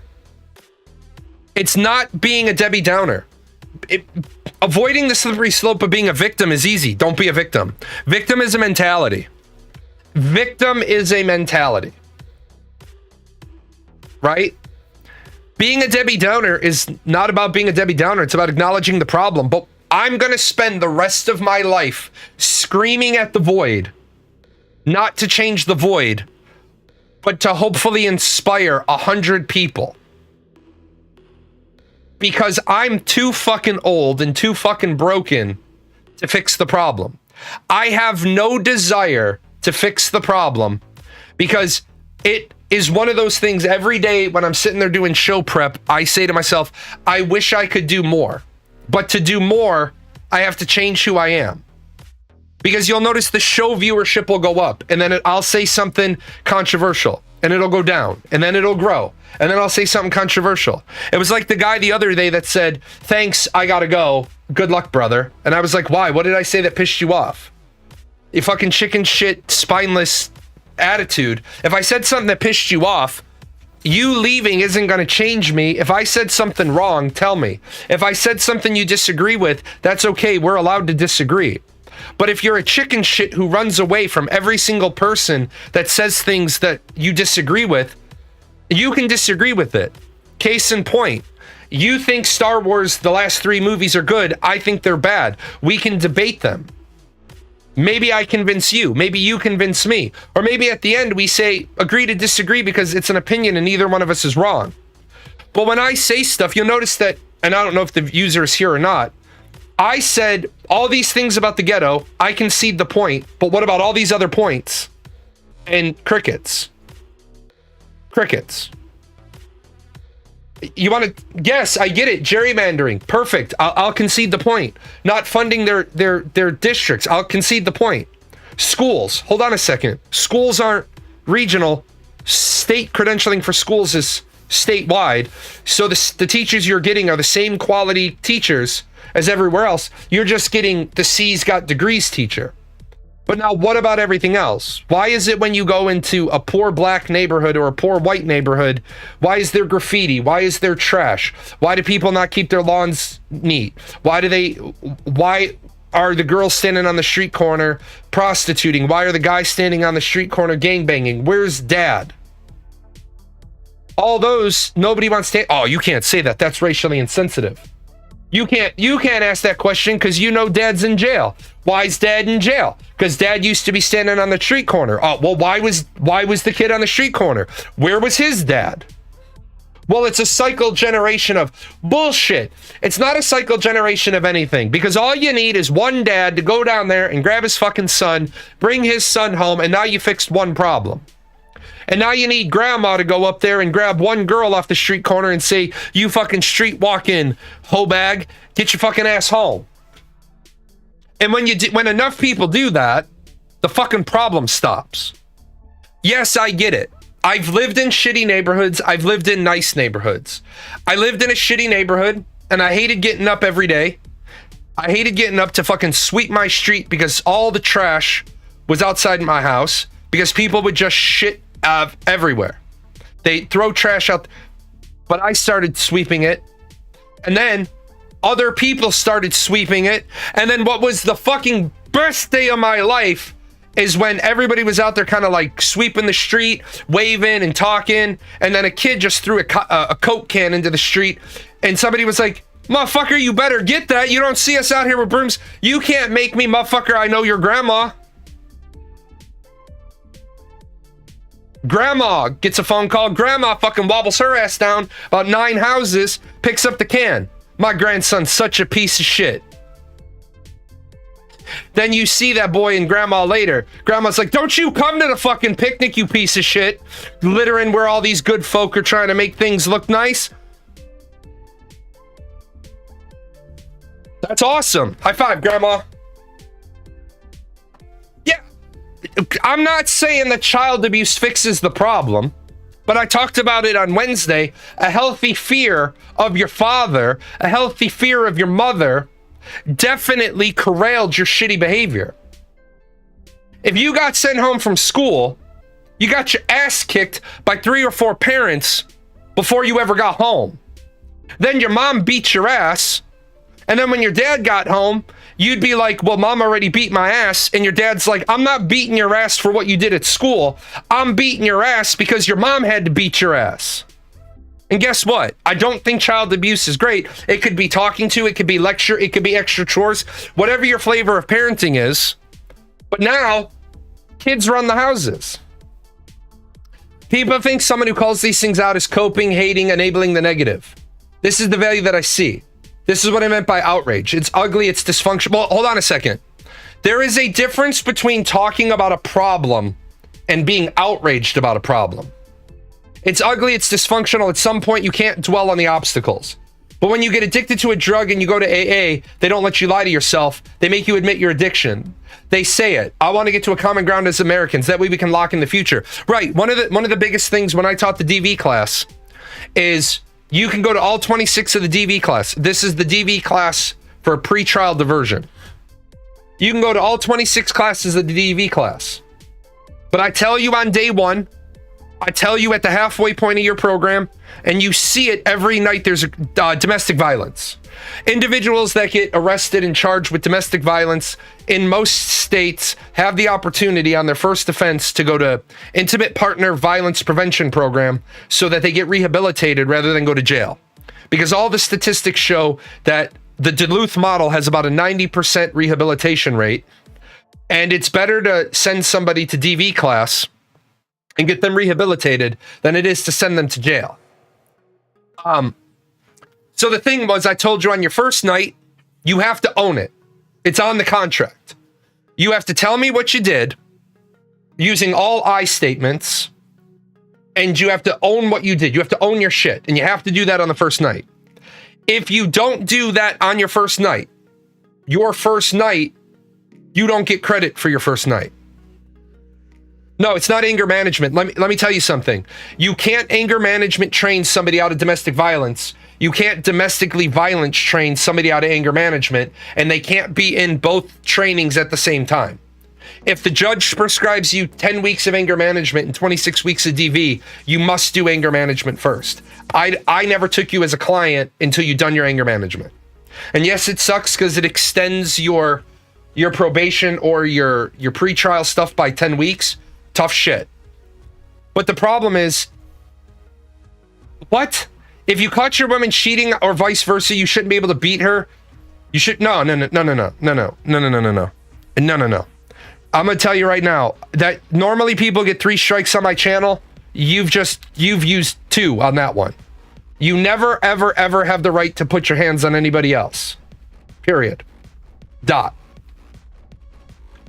The problem is, if on your first night, according to the contract, you don't own what you did, I tell you, look, man, you're the only person doing introductions tonight, and you've got 2 minutes and 30 seconds. Either you own what you did, you say the words, or then next week when you come here, you won't be at 1 of 26, you'll still be at 0 of 26. And I don't have all night for you to do your introduction. So either own what you did, or pick your shit up and leave, because you don't need to be here.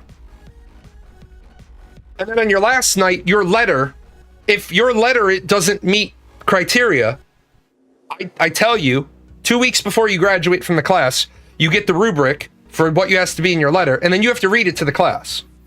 And if your letter isn't good, I tell you, no, I'm not accepting that as your letter. I'll see you next week.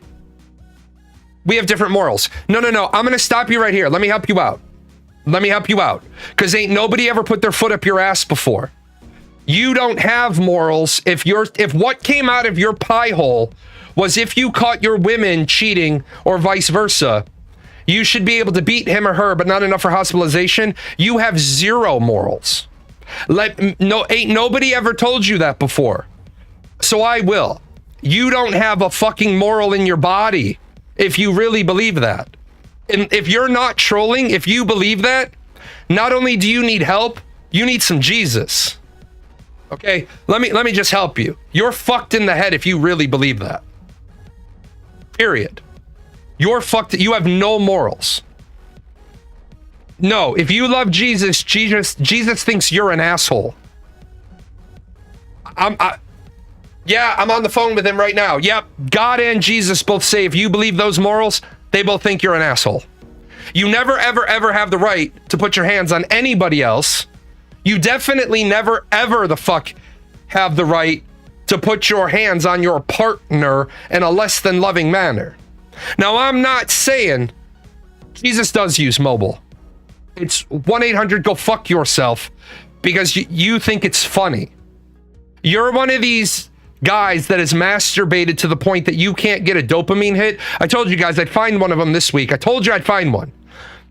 You're one of these guys that is masturbated to the point where you no longer get a dopamine hit, so you run around the internet acting like a clown because you like attention. Okay? Number one, you don't like Jesus because you believe in physical violence against your loving partner.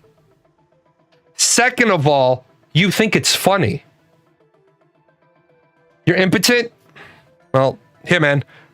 Joke's on you. 3, 2, you're not here anymore.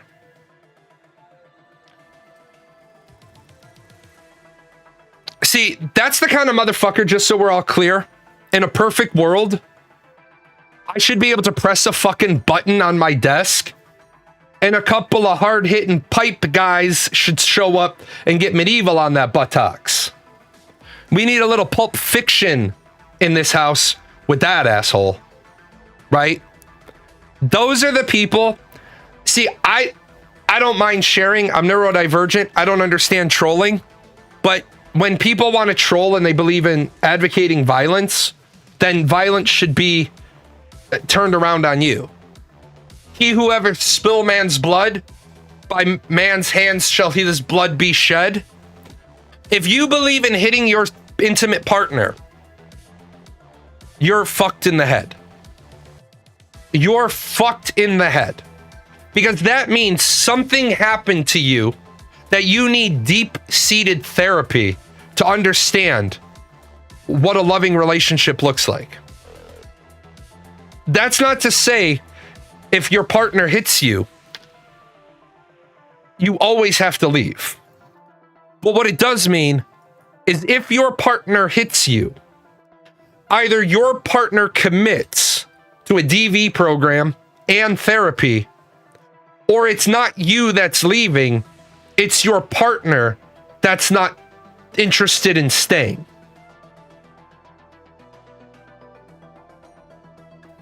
I have zero tolerance for that shit.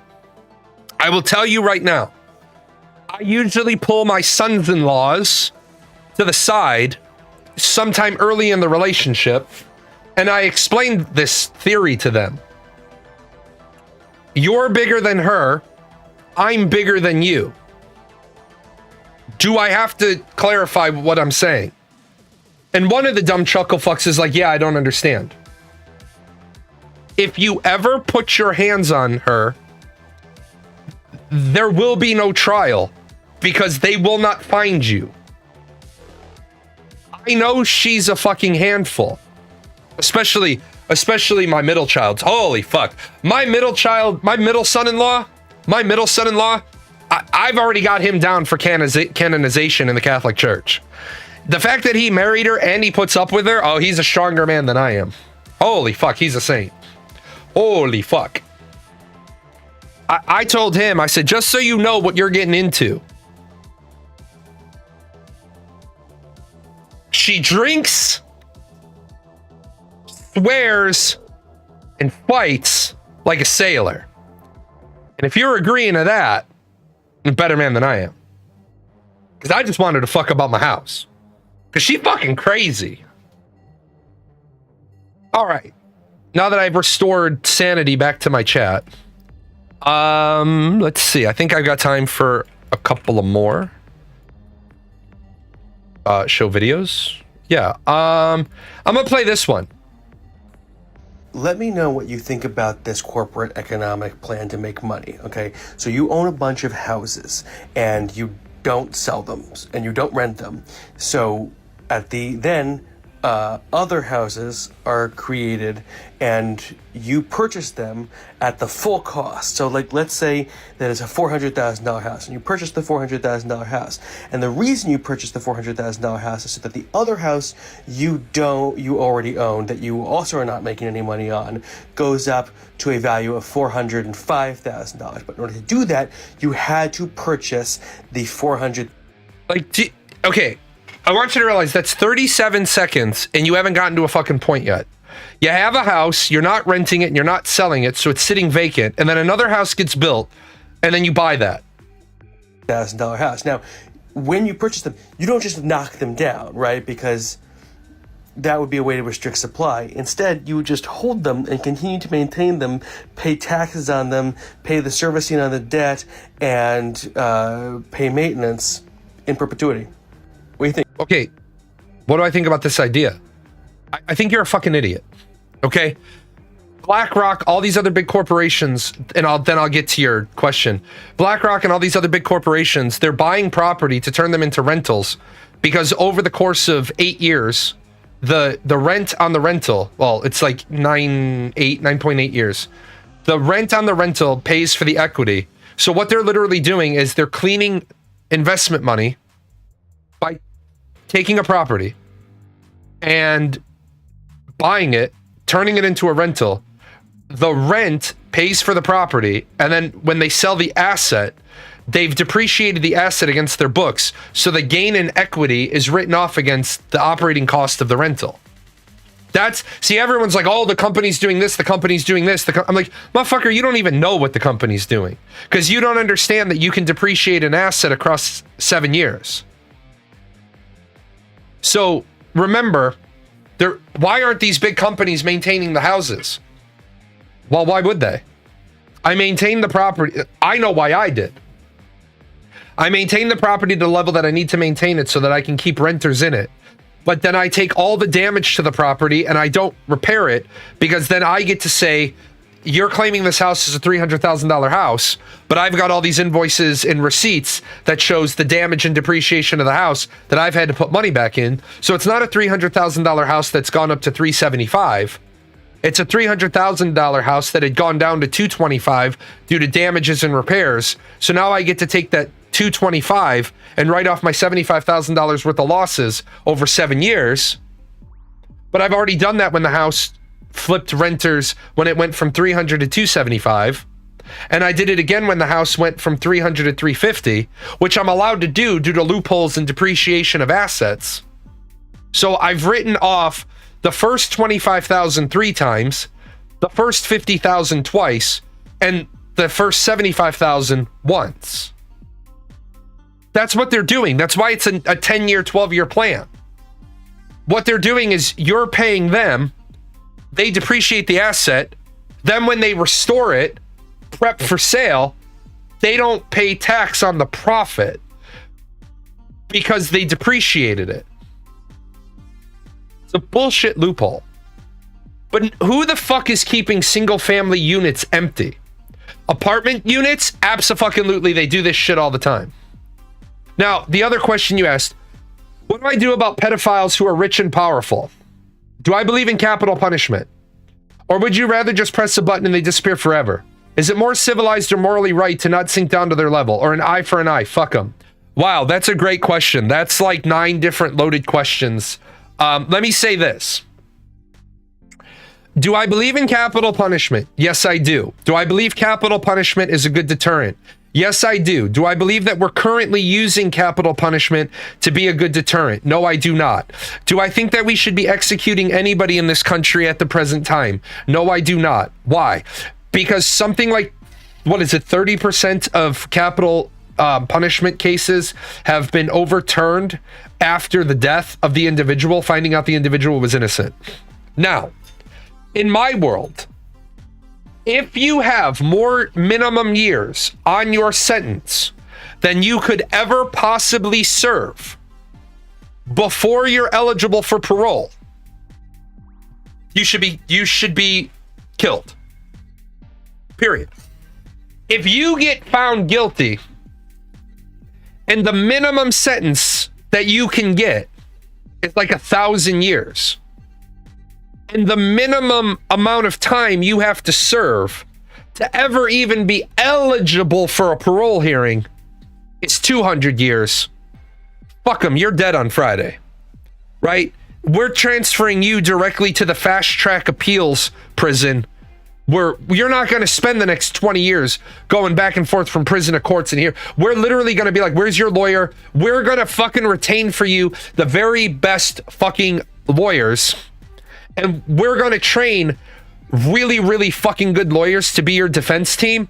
And we're going to train really, really good fucking lawyers to be your prosecutors. Because we're going to stop having fucking corruption in cases like this. We are going to put fucking Nancy Drew and the Hardy Boys on this motherfucker. We're going to have lawyers and investigators that are the highest level of morality and integrity. So that when you get found guilty of 1,000 years, literally the appeals court is going to be like, what you got? If you've never heard my theory, this is also my theory for the courthouse. I've made some changes thanks to some feedback from you guys. So here's the courtroom, right? I need a little bit more space. Here's the courtroom. And that's what's going to happen is above the courtroom, there are going to be 5 judges in separate rooms, right? And all these are appellate judges that all have a different area of expertise. When you've got a guy that's charged with like enough shit, like Puff Daddy. Puff Daddy was charged with enough shit that he was facing a fuck ton of years. So up here, you've got judges in rooms. They can hear everything. Not only can they hear everything, they can hear everything on approach. So you got the judge down here. Over here, you got the jury box. You got the defense and the prosecution.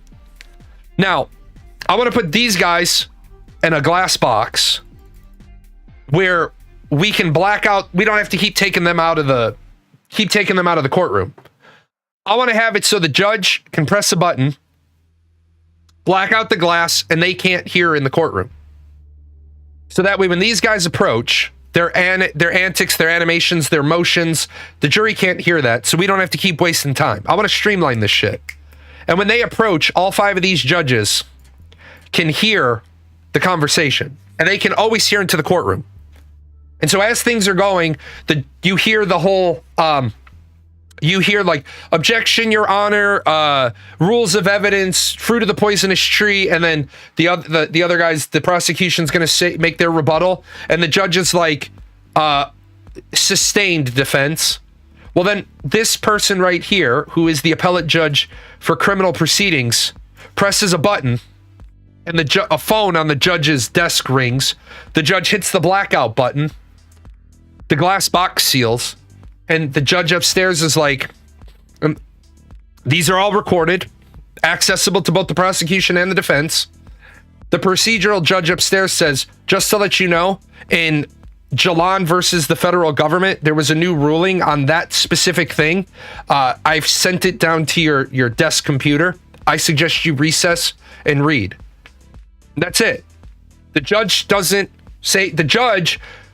talk up to the appellate judges.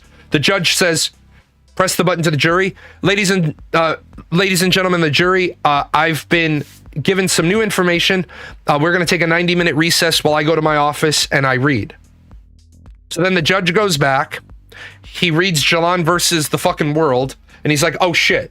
So he comes back into court and he says, defense, I have to overrule you. I have to overrule you because of this versus this. Do you need time to review, or are you familiar? And if the defense attorney's like, yeah, I'm familiar. Well, yeah, you're familiar, you slimy son of a bitch. You knew that there was a ruling that was going to work against you on appeal or work for you on appeal. Okay, so everyone's good. Bring in the jury. Boom. Because I don't think the way we currently do our courtroom is fair to the defendant. Because if you have to keep saying objection, objection, objection, objection, objection, the jury might be like, your defense attorney is just slowing down the proceedings. Or the jury might be like, what the fuck is the prosecutor doing? But I think in cases where the possible punishment is in the thousands of years that are going to exceed any potential lifetime to get to the date of parole, why are we keeping your asshole ass alive because you decide to plead guilty so that the death penalty comes off the table? Be like, look, man, there is a reason why we know this as a fact. You can do your own reading. Violence in the 60s and specific types of violence in the 50s, the 60s, the 70s, and the early 80s. Guys would get into a disagreement. They'd say, well, if you got a problem with something like that, we can just go out back and settle it. And you go out back and settle it. More often than not, that was the end of it. And then you bought the guy a beer. The loser bought the winner a beer. And that was it. It was over. There were no grudges. There were no feuds. There was no coming back with a gun. And then unfortunately, because we broke up fights behind bars, now the guy comes back with a gun. There is a certain level of not everything needs to be a crime. Not everything needs to be prosecuted. But at the same time, our court system is fucked. I've said this so many times. They are so backlogged. There is an attorney up in Michigan who literally will not accept a continuance because a mutually accepted continuance stops the right to a speedy trial. There is literally an attorney up in Michigan who's getting cases thrown every single Friday because he literally just says, nope, I don't agree to a continuance. I don't agree. The prosecutor isn't making any deals with him now, but it doesn't matter because the prosecutor either needs to not go after a murderer or a rapist or an arsonist or a felony theft, and now the person gets their case tossed with prejudice for their bullshit trespassing charge. We live in a world right now where the criminal justice system has been turned on its head. People aren't afraid of it because probation is given so often. Shit, I showed the clip on my show of the motherfucking woman in Texas who was in court for her 10th DUI. 10 DUIs, god damn! How the fuck you even still have a driver's license? 10 DUIs? What? What the motherfuck? 10 DUIs? Society failed you. Society failed you. Because not only do you have 10 DUIs, it means there has been more than 10 occasions that you have been drunk in public. And unless you're Ron White, you didn't want to be drunk in public. You wanted to be drunk in a bar. And you were drunk in the bar, and then they threw your ass into public. And if you don't know that comedy skit, it's Ron White drunk in public. 10 over 40 years? Sure, no bullshit, man. 10 over 40 years? Fuck you. Because you shouldn't have your license for 3 years if you just had a DUI. Your first DUI, fucking mandatory AA, mandatory alcohol abuse intervention training. Boom. Second DUI, mandatory breathalyzer interlock device in your vehicle. Third DUI, fuck you, asshole. Driving is a privilege, not a goddamn right. Yeah, 3 at least. 3 and out. I heard they call me tater salad. They caught me. They caught the tater. My problem is 10 fucking DUIs. So, as you can see, I have a lot of things I can talk about in a 4-hour show. We got to fix all of them. And the fastest way to fix all of them, and here's the sad part. We can't fix, I'm sorry, Generation Z, Zoomies, we can't fix you. You're fucking broken. You're my name's Jeff. Let me see if I can find it, right?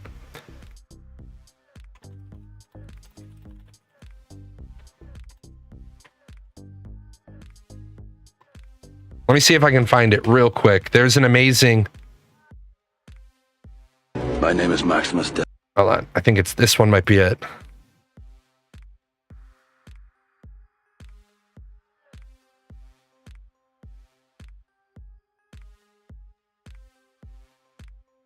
Yeah. This is the video, and this is unfortunately Let me know what you think not about. you. This is the society we're living in right now, right? This is it. Turn off the music. Let me.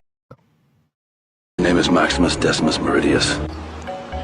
My name is Jeff. My name is Maximus Decimus Meridius. My name is Jeff. My name is Maximus Decimus Meridius. My name is Jeff. My name is Maximus This is the Decimus society Meridius. we're living in. My name is Jeff. My name is... People don't understand that they are not Maximus Decimus Meridius, General of the Phoenix Legions. They are Jeff. I'm sorry, Jeff. Your generation is fucked. And I know not everybody likes him. I know not everybody likes Tom McDonald, right? He's an acquired taste. But my generation. This is a really important video that I think people need to watch and be offended by it, because you have the right to be offended by it. Got our driver's license at 14, had a job at 16, and moved out at 17. Your generation is still trying to define what a woman is and living in your parents' basement until you're 35. My generation grew up on uncensored everything. Your generation censors everything.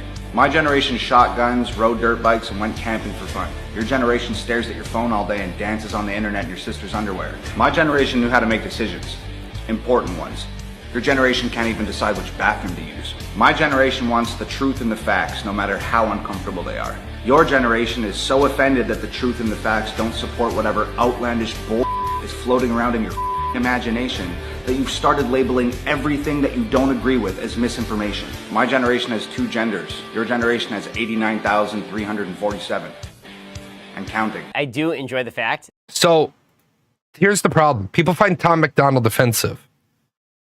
A real quick thing, if you want to look him up, he's an amazing fucking rapper, and he sings country with Nova Rockefeller is his girlfriend. She's a rapper as well.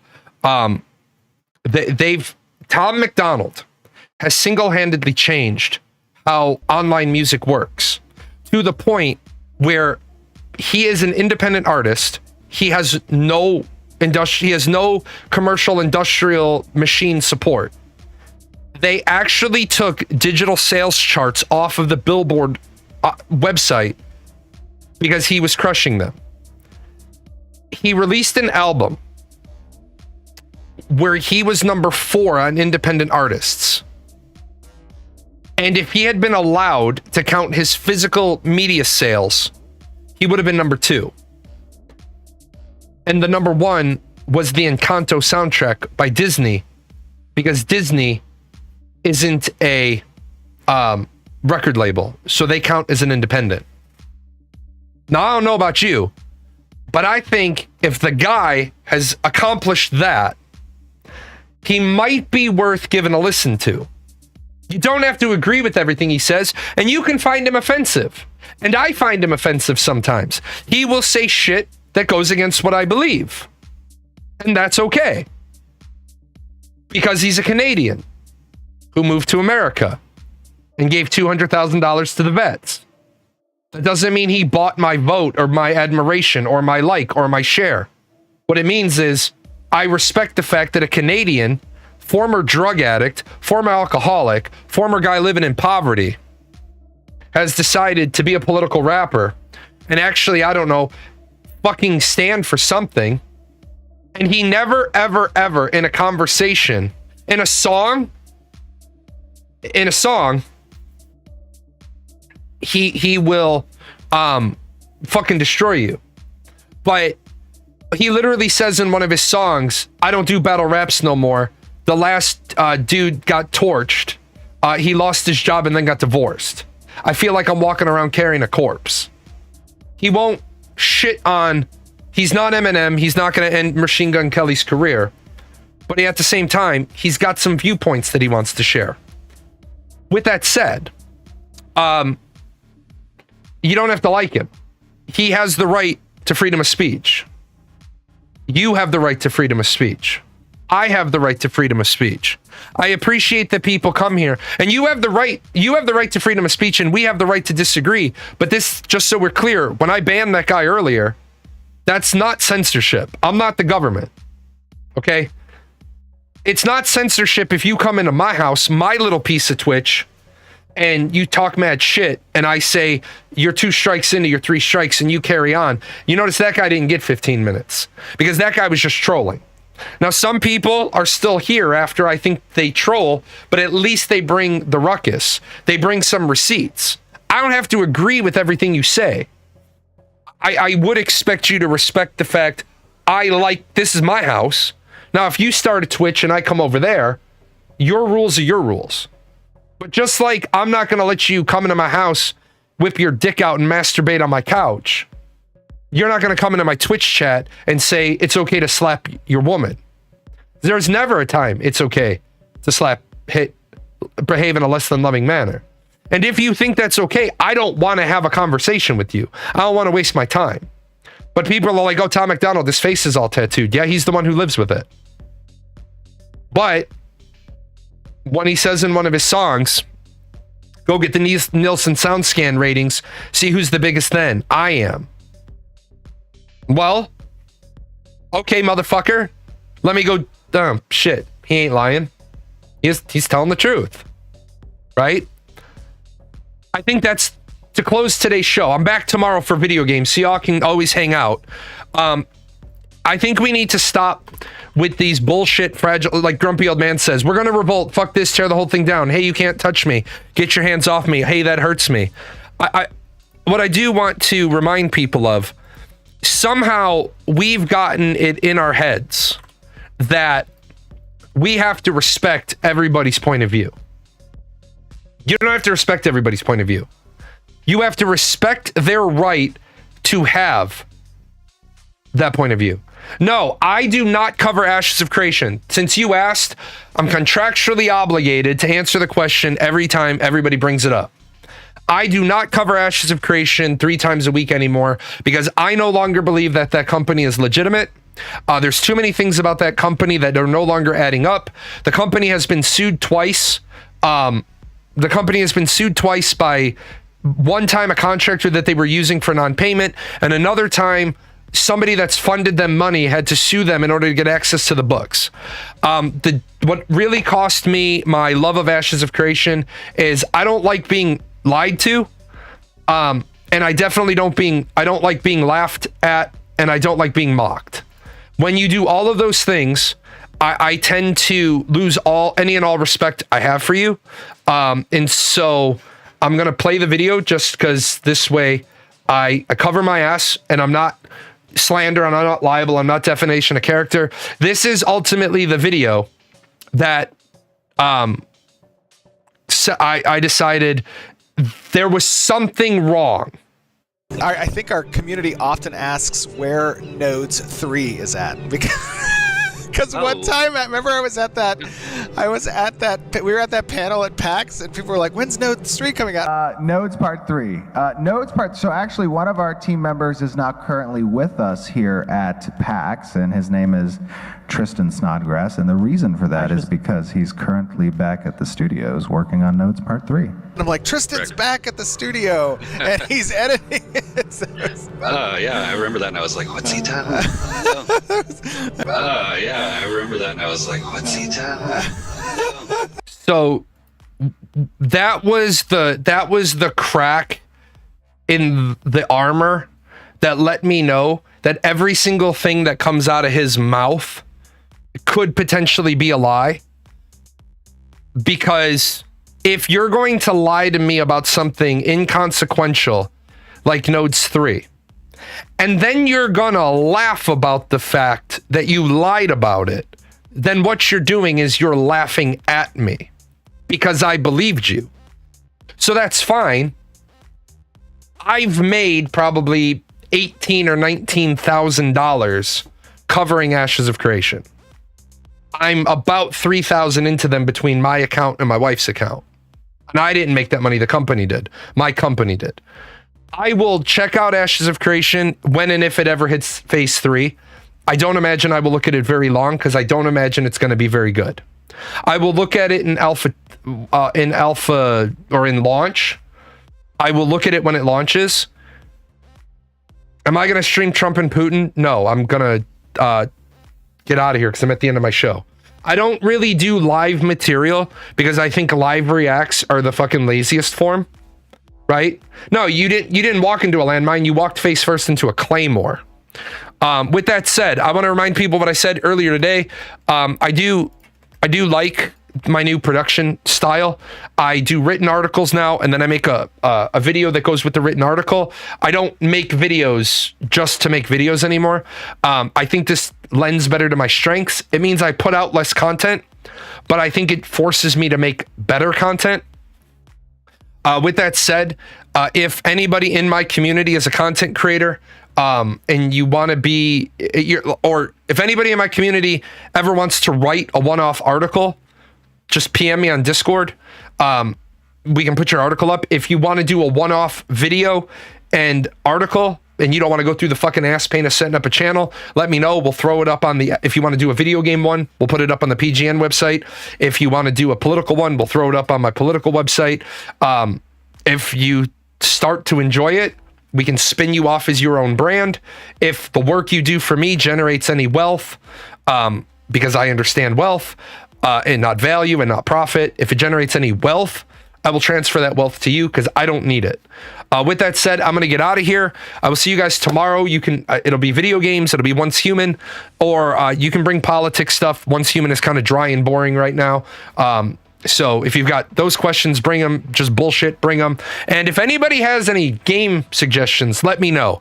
End of September, I'm going to be playing the Final Fantasy Tactics Remaster. Until then, I'm kind of stuck. See you guys tomorrow. I wonder if the organic meat sack that runs this channel knows a lot of these sponsors don't sponsor us anymore. They were longtime sponsors. The credits are fine. Do we get paid? Is any of this sponsorship money for Gale, Daisy, the Chaos Fund? You are